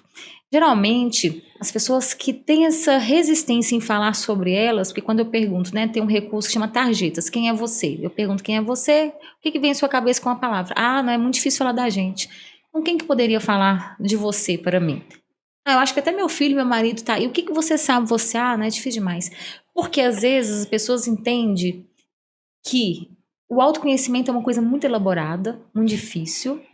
Então ela desconsidera toda a simplicidade, as coisas que ela entende sobre ela, ou então as pessoas não estão onde gostaria e aí tem receio de falar quem são elas por não estar naquele lugar. Exato. Então o autoconhecimento também pode ser a cor preferida, a roupa que mais gosta, qual a comida predileta, o lugar que quer conhecer, o lugar que mais gostou.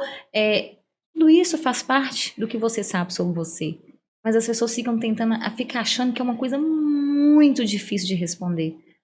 Então, quando a gente começa a entender que tudo que diz sobre a gente, que a gente sabe, é sobre o nosso autoconhecimento. Então, até reconhecer o lugar que está é sucesso, peraí, é isso. Eu tenho isso. Mas isso também foi é um processo. Tipo assim, é uma eu construção. consegui falar assim, não, eu conquistei, eu estou nesse lugar, e eu cheguei, também foi construído com o quê? Com terapia, porque aí a gente cria uma máscara muitas vezes para aquilo, e por mais que você tenha caminhado, realizado e tudo, você nunca acha que aquilo é bom para você, ou que aquele lugar pode ser seu. Eu tive muito tempo nesse lugar. Sabe? De assim, Nay, as pessoas te conhecem, te reconhecem. De eu chegar nos lugares e as pessoas falarem, eu te sigo e tal, e eu não consegui reconhecer, receber aquele elogio, sabe? Muitas vezes não é pela pessoa, é por falta de eu me olhar no espelho e amar essa imagem refletida e tudo aquilo que eu construí. Sabe? Então, assim, e sim, a gente precisa ter esse contato para a gente poder ter essa construção, essa base sólida, na verdade, né? Para que essa construção venha vindo e vai ser uma construção pro resto da vida. A gente nunca vai estar pronto, né? Então, tem medo hoje, tem medo amanhã, uma coisa você resolve, outra coisa, o negócio vai e a evolução ela é isso. A falta, exatamente. Não tem problema, né? Agora tem que entender essa falta do vazio. É um vazio que nunca vai ser preenchido, que as pessoas vão preencher com comida. Que aí vem a compulsão alimentar, o transtorno alimentar, porque tá sempre achando que tem um vazio e eu vou preenchendo com um monte de coisa que não é exatamente aquilo que tá precisando. Né? Então, peraí, eu tô sozinha, eu tô me sentindo carente, eu me sinto muito... Eu vou lá e como. Eu não consegui atingir o objetivo, tirar uma nota boa, eu vou lá e como. É um vazio. Então, às vezes, vai descontando e fazendo mal a si mesmo. Né? O corpo, a mente, e aí também que vem os gatilhos para uma situação maior, uma situação mais grave. Você acredita que em algum momento as pessoas vão estar assim, tipo, evoluídas a ponto de sair do lugar de juízas da vida das outras pessoas? Eu acho que vai ser tem acontecido, né? Eu conheço várias pessoas que já se libertaram disso. Então, pouquinho em pouquinho, um daqui, olha, se salvou uma vida. Daqui, a terapia é isso. Cada vida que eu consigo conectar já é para mim assim, um prêmio muito grandioso. Então a gente vai tocando vida em vida. Então, por exemplo, eu era uma pessoa totalmente diferente. Eu percebo que eu consegui essa evolução. Assim como eu identifico e conheço várias pessoas. Então, no mundo tem muitas pessoas ainda com essa cabeça, dessa do apontar, de criticar, mas também tem as pessoas que estão evoluindo. Vai depender, porque tem um efeito manada, né? Se a gente não cuidar, a gente vai no bonde, a gente vai no monte. É verdade. E vira sempre o acusador, o que aponta, o que critica. Muitas vezes eu me percebo bem fofoqueira ali no dia. Tô no meu trabalho, eu fico um manso de querer falar alguma coisa de alguém. Eu falei, Débora, você tá hoje fofoqueira, vamos parar. Então eu já percebo, não tá legal. Eu tento, né? Eu tento abrir a boca pra falar quando é pra falar algo bom. Mas às vezes dá aquele incômodo, não tá de falar, né? Então, assim, até a forma de falar. Ela fofoca, não sei se existe fofoca saudável, mas uma coisa ali mais leve, que não vai trazer uma coisa tão constrangedora, porque nós somos humanos. Mas aí, quando vem isso à tona, eu falo, peraí, eu gostaria que estivesse fazendo comigo dessa forma, desse jeito. Então, voltar e reconhecer é muito bacana. É mesmo. Né? E tem que ter essa autoanálise, né? Do meio, do todo. Reconhecer, voltar a pedir desculpa. Às vezes eu fico brava. Tem um colega minha que fala, ao tempo dela chegar lá na clínica, quer ver que vai tocar o WhatsApp, é pedindo desculpa? Direto eles falavam isso comigo. E realmente, eu falo, não, que incômodo, não gostei da resposta que eu dei. Não foi legal. Então eu só consigo também ficar leve quando eu vejo que eu errei, eu fui lá e resolvi. Eu preciso resolver, que aquilo me abafa, eu sou muito transparente, eu não dou conta de fazer alguma coisa mal resolvida. Mas nem sempre vai resolver da forma que eu quero. Porque eu posso até fazer um movimento, mas não quer dizer que o outro tá bem. Isso, e aí também então, a maturidade, né, de achar isso. também que não é porque a gente fez o movimento que o outro... Aí já é uma Exatamente, questão que ele dele, tem um já não é nossa cada um mais, tem um né? tempo. O meu precisa ser resolvido logo, mas do outro ele vai processar aquele durante um tempo. Eu também sou Por isso assim. que eu levo isso pra terapia, pra não ficar angustiada quando algo que eu quero que seja resolvido não tá na minha mão. Se eu ficar chateada com alguma coisa, enquanto eu não coloco aquele negócio pra fora, que eu não converso, né? O negócio já vai ficando, sabe? Vai ficando aquele bolostrofo dentro, e aí eu já não fico... Olha, gente, que bonitinho. Divertidamente, né? Sim. A gente trabalha muito. Minhas meninas amam esse filme aí, Rodrigo. Nós é bonitinho demais. Não é? Aí nós fizemos de forma assim, né? Bem lúdica. Eles estão com um negocinho. Que é a gente trabalhar e não ter medo de trabalhar com todos os sentimentos. Sim. Muitas vezes a dificuldade de identificar o que está sentindo, por isso que vai lá e tenta compensar com uma outra situação. Por isso que entra para as drogas, para o álcool, para o consumismo, para o sexo, né, para comida, que eu acredito que seja um grande desafio, que é um nicho. Eu trabalho muito com transtorno alimentar, é um público muito grande que eu tenho. E a comida você precisa conviver com ela. O álcool tem ali uma dificuldade, corta, não tem momentos ali onde vai ter muita, né, regada, bebida, mas a comida você tem que aprender a lidar com ela. Em todos os lugares tem comida. Porque em qualquer lugar você precisa para uma necessidade básica. Então quem tem ali o transtorno alimentar é um processo de luta diário, da comida vencer 2-1, 3-1, 5-1, 5-2, 6-2. Então, é uma angústia, é um sentimento que vem, né? Que a gente precisa aprender a gerenciar as emoções, né? Então, tá aqui a raiva, o nojinho, a tristeza, a alegria, o medo. Tudo isso aqui faz parte. O verdinho nojinho. O nojinho. Esse aqui que foi colocado, eu acredito que nem tem, que é a imaginação. Acho que não tem esse lá, mas lá na clínica, né, as meninas, elas fizeram esse pra gente trabalhar, porque a clínica a gente trabalha muito a questão da criatividade. Esse despertar até do empreender é voltado lá na clínica, você vai entrando e tem a criatividade, tem o poder de mudar o mundo. Então até chama clipes em retalhos, que foi feito por várias mãos, cada um com retalhinho. Então a gente traz essa questão da criatividade para trazer para as estratégias do dia a dia, para sair das situações embaraçosas com criatividade, né, humor. Então os sentimentos eu trouxe, né, eu tenho a mala, que vai trabalhar aí a bagagem de vida. Tudo começou, na verdade, com essas malas antigas que eram dos meus avós. Uhum. Então tem para parte de mãe, parte de pai.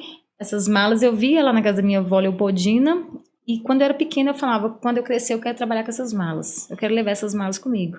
E a minha mãe falava, Débora, pra que isso, essas malas velhas, pelo amor de Deus, quando você crescer vai ter outras malas mais modernas, já tem mala de rodinha. Não, mas eu gostei dessas. Mas você não vai levar essa cacaiada pra lá, não. Pra casa, não. Aí minha mãe ficava... E aí eu cresci, me tornei psicóloga e eu quis trazer essas malas. Então eu tenho de todos os tamanhos. Eu tenho uma bem grande, E o dia que eu fui reformar, minha mãe falou assim, eu vou parar o carro na esquina e você vai. Não quero que veja que você tá comigo. Pelo amor de Deus, não tem que cair nos pedaços. Você vai falar o quê com ele? Você vai reformar o quê, Débora? Então, minha mãe, assim, é engraçada, porque eu gosto muito dessas coisas antigas, ela gosta de coisas mais modernas. E aí, eu trouxe isso pro meu trabalho. Então, eu levo para os eventos, para os momentos que eu vou fazer, a bagagem de vida. Então, com recursos terapêuticos, feitos, assim, com coisas do dia a dia, eu coloco nessa mala e saio por aí, levando essa bagagem, né, com o intuito de transformar vidas através de uma reflexão, de algo que fizer sentido. Então, a mala, eu coloco vários objetos, e um deles, né, esse que eu estou trazendo aqui, dos sentimentos, esse aqui que eu falei, né, do passarinho, da questão da libertação. Aqui, a lâmpada que traz essa questão da criatividade, do pensar, de o quanto a gente precisa refletir e pensar para sair fora de uma situação. Sim. Até no que vai entrar e o que realmente compensa, a questão do tempo, o tempo não volta, desse gerenciamento, tempo de qualidade, o que a gente tem feito com a nossa vida. Então, olha para você ver, isso aqui de festinha de criança, coloca aquelas balinhas. Então, eu vi isso aqui numa loja e falei, vou levar como recurso terapêutico. E essas 3 cores, o que você lembra assim? 3 cores seguidas, vermelho, amarelo e verde. O que vem à sua cabeça, assim, a primeira coisa? Onde que a gente vê isso no dia a dia? No trânsito, por aí. Sinal. Semáforo. Então, é pra gente pensar, semáforo, tô lá. Eu até falo com meus clientes, vai ficar lá aí viajando e aí todo mundo buzinando que já abriu o sinal, não. Mas é uma questão do nosso dia a dia, do que a gente precisa ter atenção, que a gente tá fazendo, que não tá fazendo bem e a gente continua. Do que a gente precisa parar. Olha, não dá mais, tá me fazendo mal, então vamos parar. E o que a gente tá fazendo e que a gente vai continuar seguindo. Aquilo que a gente tem de bom, aquilo que é uma alerta, enquanto é zumbido, é uma alerta. Se virar um grito, aí já é algo mais sério. E o que a gente precisa parar? Então, através do semáforo, das cores, a gente faz essa reflexão. Do que eu preciso dar uma parada, uma freada e o que eu preciso seguir. Perfeito. Essa gestão do tempo ela é importantíssima, né? Porque aqui tá uma coisa que a gente não controla. Aqui está uma coisa que não está nas nossas mãos, porque, na verdade, o que nós temos, de fato, é esse instante. Sim. Esse milésimo de segundo, é esse aqui nós temos. Daqui 1 hora a gente não sabe, daqui 2 horas... E o amanhã, ele não existe até que ele nasça. Então, enquanto o dia não nasce, as misericórdias de Deus não se renovam, não existe dia. E aí a gente olha para o tempo e pensa, o que eu estou fazendo, né?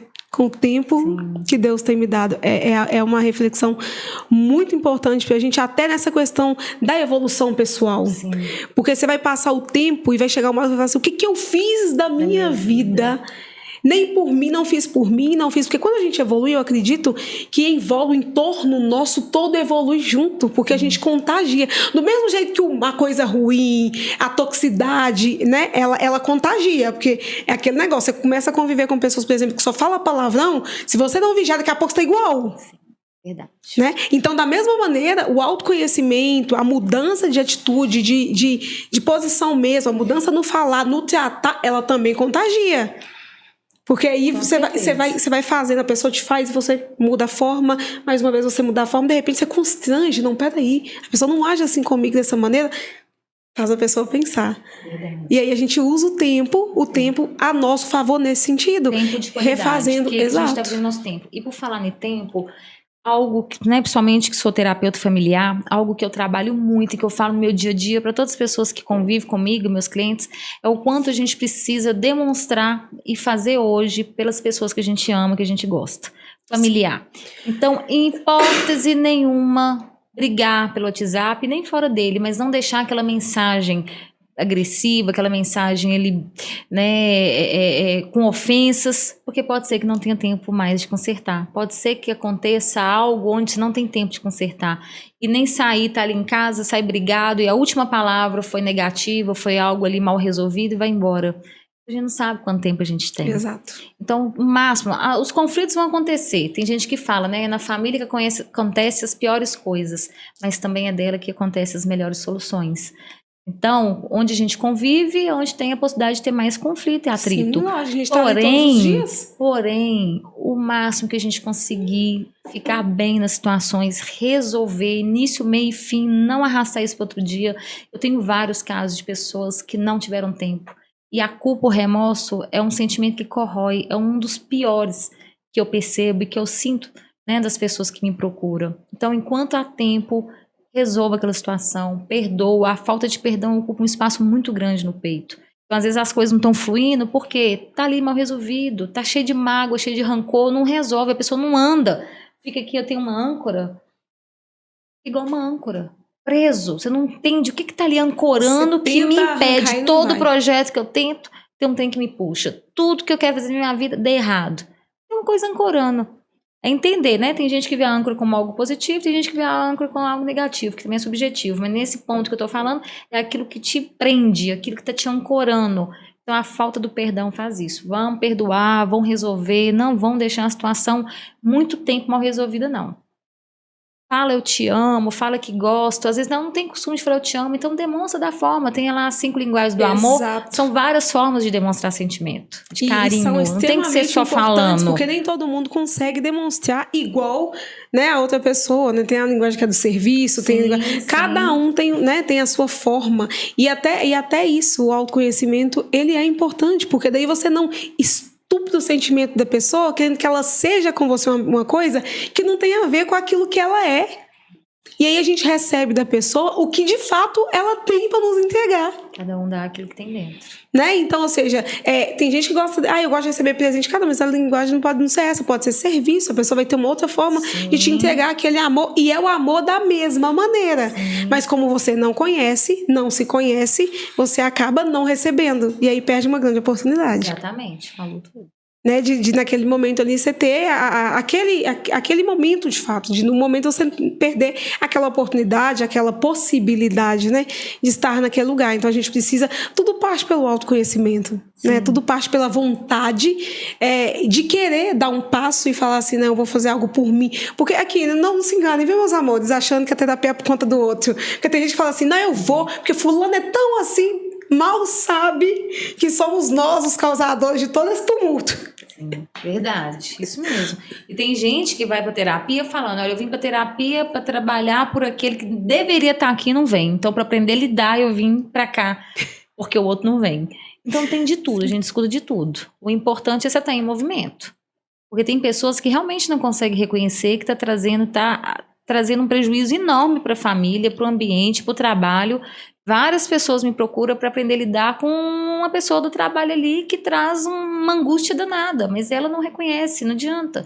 Então, quem vai procurar ajuda é aquele que quer evoluir, aquele que quer melhorar, aquele que quer suportar, que quer trabalhar alguma estratégia para ter uma vida leve ali, já que não vai mudar. Ou você sai daquilo, você muda, ou você muda a forma de ver.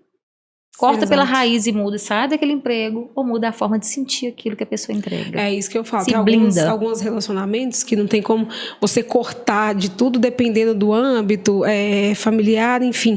Mas você pode mudar a forma como aquilo te atinge. Então aí é uma escolha também, né? Não se deixar envolver naquele meio que fica só porque vai matando a gente. Tudo aquilo vai minando. Então a gente precisa ver isso e também entender os limites. Eu aprendi em terapia e também já tinha uma percepção disso sobre o quão os nossos não são importantes mais que os sims. Com certeza, aprender a dizer não é libertador. Porque o não, o sim, eu falei, tá, eu faço. Isso aqui o sim normalmente, ele é voluntário. E ele é algo que você realmente não e tal. Agora, o não é quando você olha para alguma coisa...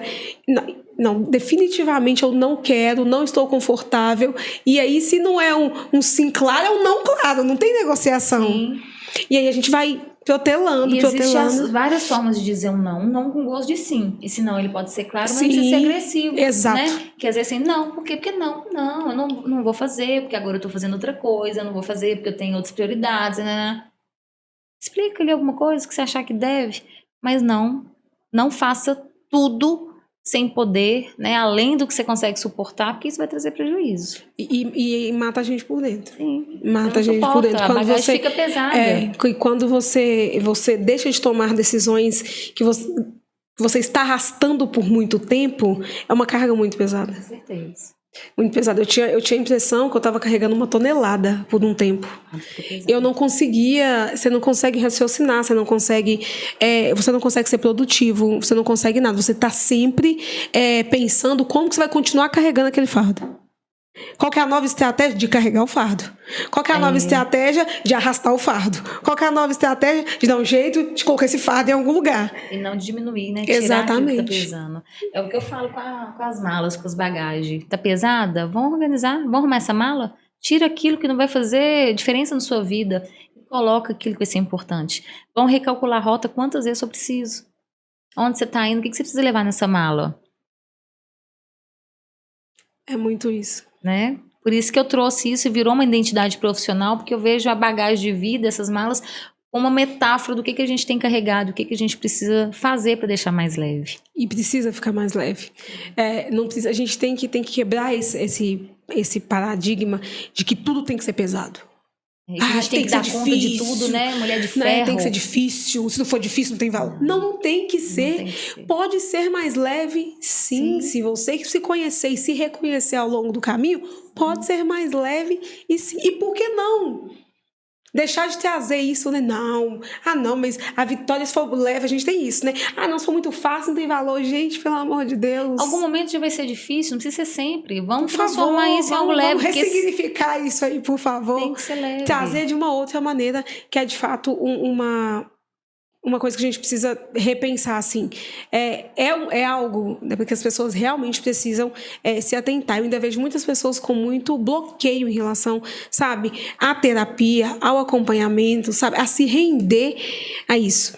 Mas eu acho também porque, de certa forma, a sociedade em si, ela tenta fazer com que a gente seja super-herói, né? Super-heróis o tempo inteiro, como se a gente não precisasse de ninguém. Porque se for pensar, por exemplo, um Superman, ele precisava de quem? De ninguém, ele resolvia tudo sozinho, na força do braço. A rede social, a mídia, ela mostra todo mundo muito feliz, bem resolvido. Nossa. Então você tem uma cobrança muito grande. Gente, minha pessoa tá tão bem, tá tão leve, tá tão maravilhosa. A indústria da beleza, ela ganha em cima da nossa insegurança. O tempo inteiro. Então, se a gente não se cuidar e não trazer à tona a consciência, colocar os pés no chão, a gente acaba se levando por esse mundo do faz de conta. Né? A gente vive numa sociedade do espetáculo. O tempo muito inteiro, lindo, maravilhoso. A gente tem que dar conta de tudo. Aquela mulher lá maravilhosa, ela é mãe, ela tá sempre maquiada, tá perfeita e tal. Como é que ela dá conta de tudo? Ainda tá fazendo academia e tal. Aí as pessoas começam a comparar, ver que não tem essa produtividade, e aí começa a autoestima, né, cair, exatamente, autoconfiança. Então aí toma conta outros sentimentos, porque a comparação. A gente precisa comparar nossa evolução, quem éramos, com quem estamos e onde a gente quer chegar.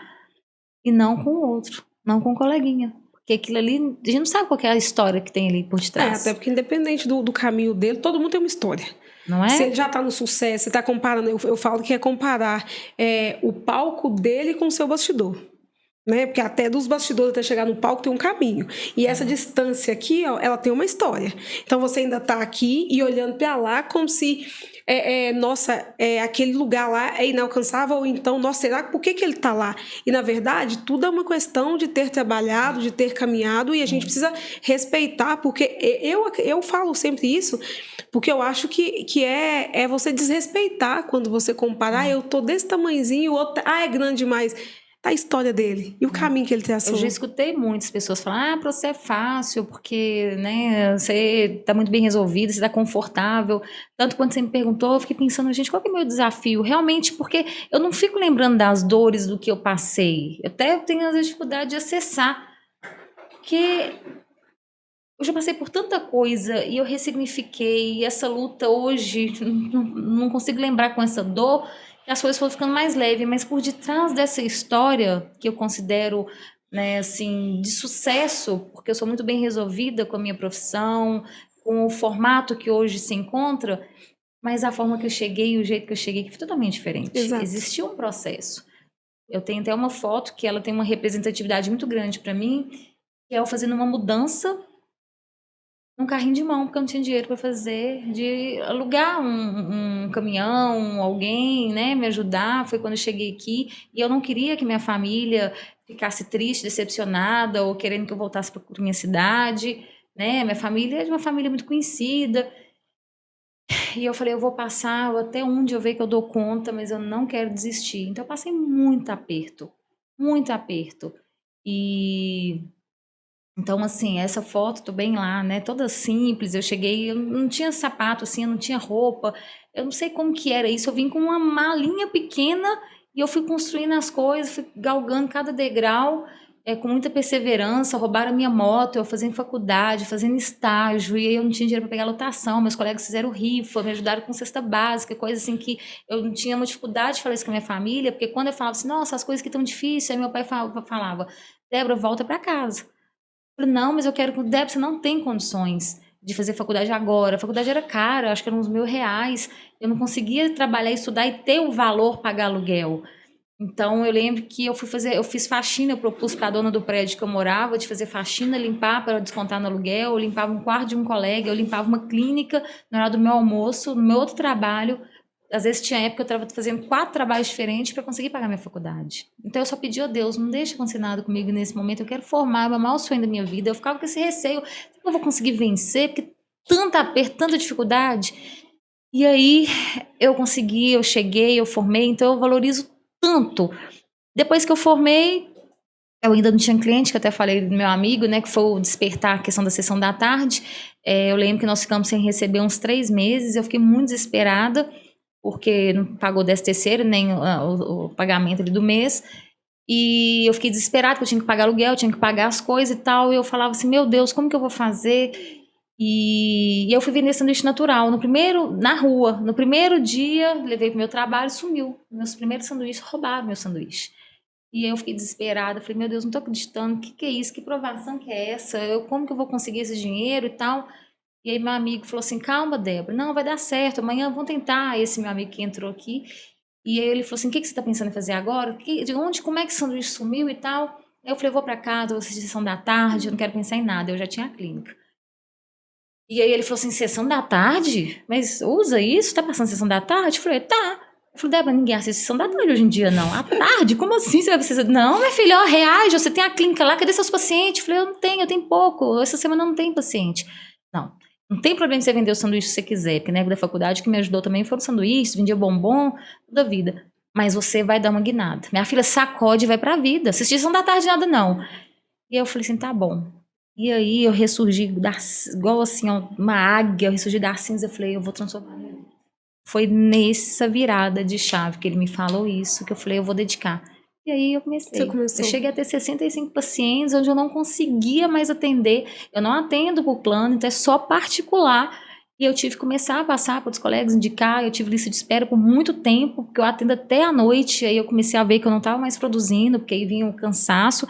Falei, não. Eu comecei a cochilar na hora de ir embora da clínica para casa. Eu falei, eu vou ter que respeitar o meu limite. Só que eu tinha receio de passar a necessidade que eu passei. Passei muito aperto. Né? E às vezes eu não divulgo, não falo, porque minha família vai ficar muito sentida, porque não é que eles não tinham condição, eles tinham para poder eu estar em casa, mas não para pagar, me manter fora. Então, né, sofri, assim, muitas coisas, matar um leão por dia, foram 15 anos, muitos apertos que eu passei, né, de violência, de ter que me defender de todas as formas, de roubo, né, às vezes eu tô caminhando, tentam me roubar, e aí eu falo, né, eu tenho que enfrentar isso, porque eu não vou voltar para casa, eu preciso sair. Aí eu ia, morando sozinha durante anos, morando num cômodo só durante uns 8 anos, então era minha cama, a geladeira em frente, micro-ondas em cima da geladeira, televisão, tudo dentro de um cômodo só, e as coisas foram melhorando, eu fui evoluindo, eu fui, assim, criando uma rede de apoio aqui em Sete Lagoas. Então eu passei num concurso, hoje eu tenho minha clínica aqui, eu não tenho vontade, né, amo lá minha família, o pessoal de Curvelo, só que eu construí minha vida aqui e sou muito grata por isso. E então, assim, quem vê corre, como é que é? Quem vê pose não vê o corre, né? Não vê corre. Então não imagina, né, o que teve por detrás dessa história. E outra, eu sempre fiz o possível para acolher quem está iniciando, porque quando eu fui fazer meu estágio, eu sofri também. Eu tenho algumas histórias assim, onde no primeiro dia um professor me colocou para fora, falou que não aceitava estagiário, que eu podia sair dali, que ele não queria ver minha cara. E aí eu fiquei muito assustada. Ele falou assim, sai, eu não aceito estagiária. Então em outro momento também, quando eu comecei, o pessoal me massacrou, falou, não vem tentar mexer com a gente aqui não, eu como pedagoga, iniciando aqui em Sete Lagoas, não vem com essa carinha de sonsa sua querer mexer com a gente não. Então a forma que às vezes eu fui acolhida por algumas pessoas, isso me assustou, eu ainda era muito medrosa. Então eu fui criando uma casca, eu fui criando ali uma força, onde eu falei, eu vou ter que dar conta. Eu falo que meu pai me criou assim, igual um homem mesmo. Meu pai é um pai maravilhoso, amoroso, mas ele me criou para dar certo, para me virar. Então, teve uma vez que eu caí de moto e eu liguei chorando. Pai, eu caí de moto. Eu sou médico, sou bombeiro. Levanta e anda. Tem como levantar e tá vivo, né? Viva tá. Então, não adianta você me ligar. Eu moro em outra cidade, Débora. O que adianta você me falar? Eu falei, tá bom. Fui juntando as peças. Tal. Depois eu vi que eu peguei um tanto de trem do carro. Quando eu cheguei lá, eu não sabia o que era meu, o que não era. Levantei todo esfolado e fui pra casa, chorando, com o negócio todo torto. Outro dia furou o pneu tarde, eu saindo do aniversário, quase 11 horas da noite. Ó, pai, furou o pneu, eu sou borracheiro. Débora, você tem que aprender a se virar. Não adianta me ligar, uma hora dessa, quer que eu fique aqui preocupado? Não. Aí minha mãe, ô, Jus, calma. Ela quer desabafar, tá lá sozinha e tal. Eu desabafar, o que vai adiantar? Aí eu liguei pro mototáxi me acompanhou, fui na motinha, furado o pneu, mas pelo menos eu falei assim, então eu tenho que arrumar uma estratégia. Vai me acompanhando, paga ali a corrida, mas não vou sozinha, eu tava com medo. Né? Então, assim, várias vezes acontecia alguma coisa assim, outro dia eu liguei na ambulância, já resolvi, a ambulância tá me levando, eu caí de moto de novo, fiquei lá em estado de choque, eu também acho que eu tava tão cansada, fazendo tanta coisa ao mesmo tempo, que eu acho que eu nem tava machucada, mas eu queria descansar um pouco, eu falei, ai meu Deus, deixa eu ir nesse aqui. Eu não sei, eu fiquei em choque, falei, eu quero só relaxar, descansar. Eu tava me levar um livro pro meu colega, eu falei, ó, posso levar esse livro? Não, você vai acreditar, eu tô mostrando que tô na ambulância, tô descansando, tô indo descansar, eu quero sossego, de tanto dessa rotina que eu vou assim, né, no 220. E eu tive que desacelerar, entender o meu limite, porque eu tava machucando muito. Então, já teve vezes de eu machucar, queimar minha perna na moto, ou às vezes de acidentar, e eu ligar pro meu cliente e falar, olha, eu vou atrasar um pouquinho, eu tô indo, de passar no Unimed pra eu poder... Até um dia alguém falou, não, você não vai atender desse jeito. Não, meu cliente, então para mim ele é sagrado, é o primeiro lugar, eu me desdobro, se eu vou atrasar 5 minutos, eu aviso de um para o outro, olha, chega 5 minutos depois que eu vou atrasar um pouco. Eu tenho esse respeito por eles, né? Mas eu precisava ter esse respeito por mim, você. Porque eu vou num ritmo frenético, toda estrupiada, machucada, e levando, engulo o choro, que meu pai falou, adianta chorar? Chorar vai resolver? Igual o choro. Igual o choro. Outro dia, meu amigo foi embora, levou a chave, eu liguei, pai, ele também mora em a família de Curvelo. Carlos, levou a chave. Como é que eu vou fazer? Eu tô aqui na rua. Ele levou a chave, não tem chave para entrar. É a mesma pergunta. Sou chaveiro? Débora, você até hoje não se aprendeu a se virar, minha filha? Resolve. Eu falei, eu conheço um monte de gente aqui, vou para casa de alguma amiga. Chovendo, tive moto a vida inteira e até hoje, mesmo tem carro, para eu conseguir sair de um trabalho 13 horas e chegar 13h15 para atender, Tem de carro de eu não consigo. É moto. Muito cliente fala, Débora, mas até hoje você é de moto, eu acho que eu vou ficar velhinha na moto, porque senão eu tenho que deixar de atender 5 pacientes na semana. E aí não é por causa de ganância, porque eu quero, é porque eu fico pensando, gente, se eu tenho ali, eu posso oportunizar essa transformação, eu quero colher. Só que eu já estou tentando diminuir. Né? E aí, chovendo, eu ligava, durante uns 6 anos, eu ligava, pai, chovendo demais, pai, eu de moto, não estou aguentando mais. O que eu faço? Ele falava assim, minha filha, tenta lembrar como é que você fez ano passado. E nos outros anos? Falei, tava do mesmo jeito. Você já tá 6 anos, você tá chorando até hoje. Todo o tempo de chuva você vai repetir a mesmo jeito que você fez. Então, muitas vezes eu ia com a roupa molhada, chegava lá no meu cliente, trocava. Teve vezes de eu atender molhada, assim, molhou a roupa metade. Eu ia lá, molhava o resto pro cliente não perceber que eu tava toda molhada. Oh. Então, eu atendia, às vezes, tremendo de frio. E um dia eu falei assim, aí não vai perceber porque a roupa ficou tudo da mesma cor. Engano, assim, ó, eu jorrando a água no chão e eu te escondendo nas poças. Porque eu passava esses apertos de moto, né? Então, aí, meus irmãos, tá muito feio você ficar só indo de moto. Você já tá ficando, não, pelo amor de Deus, você tem que ter... Débora, você tem... Mas não dá, a logística não atende, não tem lugar de estacionar no centro. Aí, o dia que eu não estiver aguentando mais, estiver capengando, eu vou ter que pensar em ir de Uber, porque, por enquanto, pra mim, funcional é minha motinha. Então, o carro é mais... Nem se estiver chovendo, tem como de carro. Eu não acho lugar de estacionar e eu não chego a tempo. Então, assim, eu tive que ir criando estratégias para enfrentar as coisas aqui. Sabe, não recuei, não abaixei a cabeça, tô sempre, e as pessoas nem imaginam, às vezes quando divulgo alguma coisa, eu trago, o pessoal do meu trabalho fala, Débora, como que você estava passando por isso, ninguém sabia? Às vezes eu trago isso, né, não é para fazer de vítima em nada, não, mas eu gosto de levar para as pessoas sim. entenderem que tem uma coisa ali muito difícil e que mesmo assim eu tô indo, tô sobrevivendo, tô lutando, né, que uma das coisas até a questão da cirurgia, sim. Eu cheguei de falar, né, então, meus colegas viram isso na rede social. Eles nem imaginavam que eu passei pelo que eu passei, estando do lado deles lá por muito tempo. As pessoas não imaginam, né, de fato. E também eu acho, não sei você, mas eu sempre tinha a impressão, assim, que a contar minha história de vida, eu não vou contar porque eu não quero que ninguém tenha dó de mim. Sabe? Porque uma coisa, né? Uma coisa é a pessoa ter misericórdia, né? E tipo assim, ver o que você tá passando e ter empatia. Outra coisa é a pessoa ter dó. Aí eu não queria que ninguém tinha dó de mim, então eu passava por tudo no peitão, entendeu? Eu falo isso com a minha filha, eu falo, manda no peitão, manda no peitão que nós vamos resolver. Manda aí, mas eu acho que é muito por isso que a gente, tipo assim, eu já passei por coisa pior, isso aqui eu vou dar conta. Então, por mais que venha alguma coisa muito difícil, a gente vira e fala, eu já passei por coisa pior. Eu já passei por coisa pior, não é? Sim, tudo que claro. vem a gente sempre... A gente tenta enfrentar. Eu já passei por alguma coisa muito pior do que isso aqui. E aí a gente vai, né? A gente, né, nessa busca, querendo ou não, por nós mesmos, né? Que no final a gente quer se encontrar. Sim. No final a gente quer se abraçar, se encontrar se acolher, se reconhecer. Exatamente. Né? E se reconhecer no caminho, assim, eu acho que é muito... E é necessário, sabe? Essas falas, a gente poder falar sobre isso e para que as pessoas possam se reconhecer também, porque não tem nada de diferente, né? Somos reais, lutas, a luta, todo mundo vai ter luta, mas também vai ter como colher. Se você plantar, você vai colher. Exato. Né? Então, eu plantei lá atrás para começar a colher. Eu falo até, eu lembro, né? Foi um momento muito, assim, na minha vida impactante, quando roubaram minha moto. Eu estava fazendo estágio na Rolha do Hospital Nacional das Graças, do nada, minha moto não estava lá mais. E era o meu meio de condução para eu conseguir fazer tudo, de trabalhar, de ir para a escola e tal. E aí eu falei, eu vou encontrar essa moto nessa cidade. Tudo que eu quero da minha vida, eu luto. Mas como que você vai encontrar? Esquece, ninguém vai achar moto, não, tal. Eu falei, não, eu vou fazer o possível. Eu entregava um monte de papelzinho de um em um na rua, ficava andando. Primeiro eu pensei, não, gente, é livramento, eu vou aceitar, porque às vezes alguma coisa tinha que acontecer mesmo, uma coisa pior, eu tentava me convencer. Depois eu falava, não, gente, eu preciso de mais dessa moto, eu vou lutar, pelo menos eu vou tentar. E aí alguns eu entregava com recompensa de R$100, que nem os R$100 eu tinha, porque eles começaram a fazer rifa para eu ter o dinheiro da passagem. Eu também não tinha essa educação financeira. O que eu gastava, meu pai até falava, Débora, não vai me comover, porque você gasta com bobagem. Você tá falando que tem dinheiro pra isso, mas tá passeando. Tá falando que tem dinheiro pra isso, mas só fica com roupa nova.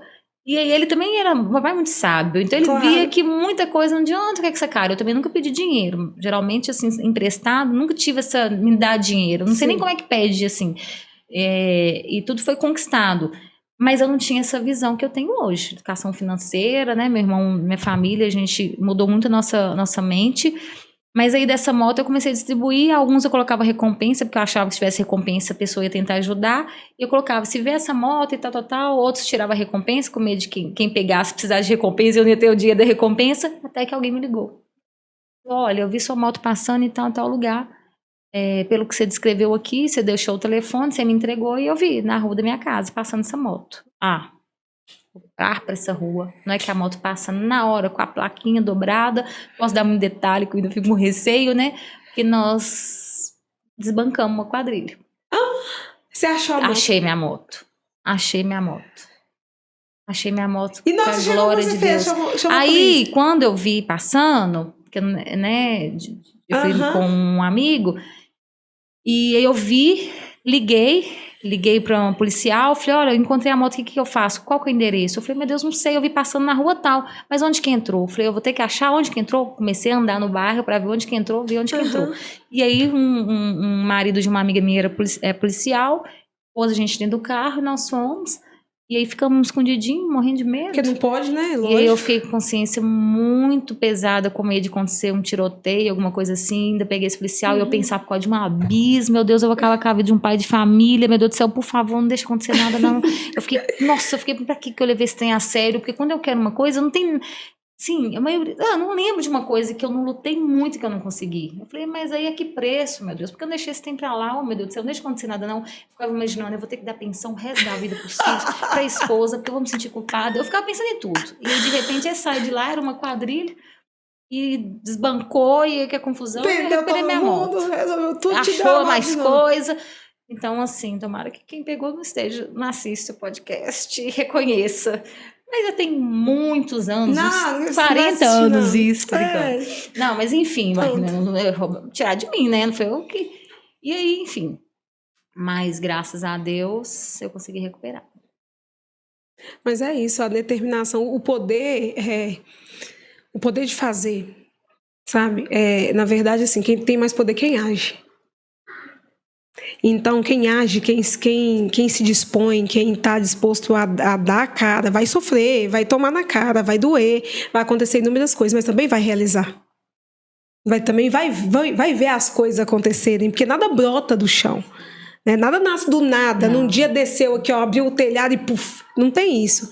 Então tem mais poder quem age. A gente precisa se mover em rumo a isso. Hoje, qual que é o seu maior sonho? Meu maior sonho? Montar uma casa para idosos. Assim, eu ainda não sei o nome, eu tento pensar sobre isso, ainda não fechou o que seria. Mas seria tipo um hotel, um resort, um lar para idosos, uma casa para acolher e ter uma equipe ali multidisciplinar. Eu tenho acompanhado minha avó idosinha e eu tenho visto tanto que o envelhecer ele é complexo. Tanto que eu tenho aprendido com isso. E quanto eu tenho pensado como que vai ser a minha vez e o que a gente precisa fazer para uma velhice confortável, eu falo com saúde, né, digna, vai depender do que a gente está fazendo hoje. Com certeza. Então ela está com 94 anos, ainda com a saúde muito boa, porque a minha avó toda a vida ela, né, foi muito forte, acredito que tenha se cuidado, né, do jeito deles, da época, mas eu fico pensando que a gente precisa se preocupar com isso. Pensar nisso, não é nem se preocupar, mas a gente precisa estar atento na questão da saúde, né, de como que a gente está fazendo, atividade física, alimentação, porque lá na frente não fica fácil, né? Vem as limitações, então eu tenho esse sonho de montar algo. Antes eu pensava em alguma coisa para criança, agora mudou muito meu pensamento depois desse contato que eu tive maior com a minha avó. Então seria isso, montar algo assim que eu pudesse, né, contribuir com a sociedade. Perfeito. De alguma forma, né? Para esse momento. Incrível. Então tá, agora vai ser bate-volta, tá? Um livro que você deixa para as pessoas que estão nos assistindo poder ler e ter uma transformação, algo que vai contribuir com elas. O meu livro, Psicologia Criativa, que é um livro, eu sou coautora, é um livro de psicologia, mas onde tem aqui várias estratégias de trazer o leveza, né, principalmente para os psicólogos, mas é uma leitura que pode ser, né, acessada por todos, e onde eu sou coautora e eu trago essa história da mala, essa história de superação e de transformação. Eu vou indicar o meu livro. Perfeito! Uma música que hoje tá mexendo, tipo, muito com você, e é uma música que você ouve e que te faz respirar e falar, tô indo e vou realizar grandes coisas. Viva a vida, viva la vida. Viva la vida. Viva la vida. Coldplay. Nossa, essa música. Não é do Coldplay, não. Felipe Duran. Felipe Duran? Viva la vida. Tem Viva la vida. Eu vou até pesquisar. Pesquisa pra nós aí. Porque tem uma que eu acho que é de... Viva la vida, Coldplay. viva a vida. Não, Coldplay. Então olha outra. Felipe Duran. Viva a vida, viva a vida. É que a gente... Viva. Ah, tá, isso mesmo. Viva a vida, viva não a vida. Viva a vida. Felipe Duran, perfeito. E uma Depois frase. Você escuta essa música. Pode deixar uma frase para as pessoas, para que possam inspirar de fato as pessoas. Uma frase que, quando você lembra, também te dá ânimo e... O amor é transformador. Em diversas esferas de amor, eu vejo que o amor ele tem um poder de curar e de transformar. Verdade. E dessa vida só se leva o amor, né? Sim. E é o que de fato transforma a gente, transforma muito, muito mesmo. Você gostou do nosso papo? Muito foi leve. Muito legal, não foi? Já tá acabando? Tá. Não. Passa muito rápido. Quando a gente se dá conta, o tempo já passou. Foi um bate-papo muito construtivo e que veio muito de encontro ao que eu estou vivendo agora. E Deus tem sempre as formas dele de nos conectar com aquilo que a gente precisa para aquele momento e de reafirmar aquilo que ele está fazendo na nossa vida, né? Nas fases e nos tempos dele, né? Porque há tempo certo para todas as coisas. Então ele tem sempre essas formas, eu creio muito nisso.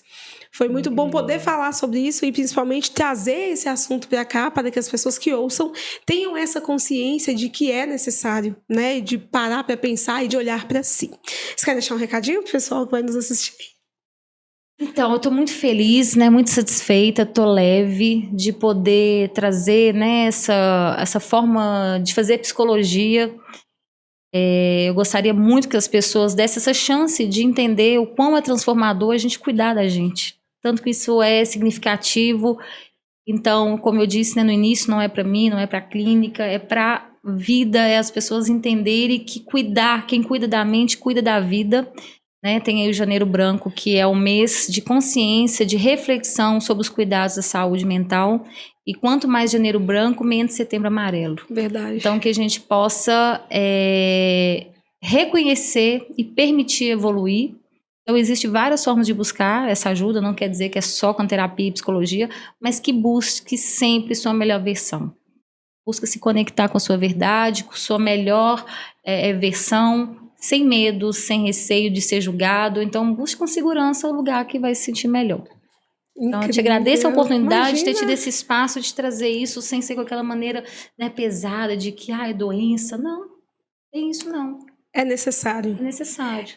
Inclusive, é humano, esse cuidado humano, né, de se olhar, e é um respeito que a gente tem com a gente mesmo. Se você for pensar no que você quer construir de história e no que você quer deixar de legado, se a gente não olhar pra gente primeiro e tratar as nossas mazelas, aquilo, a gente não consegue chegar lá na frente.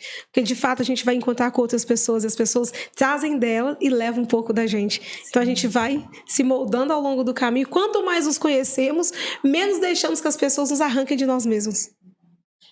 Nós não podemos nos perder de vista. Exato. E parabéns, né, a você, seu marido, por esse espaço que vocês estão construindo. E é um momento também que vocês estão oportunizando as pessoas ter acesso a vários conteúdos aí, onde vão ajudar, vão contribuir para essa evolução. Então, eu falo, quando a gente consegue tocar uma alma, nós somos muito reconhecidos, né? Eu falo tanto né, que a gente acredita num Deus, em algo superior. Então, a gente prospera quando a gente consegue oferecer um pouco de nós para o universo.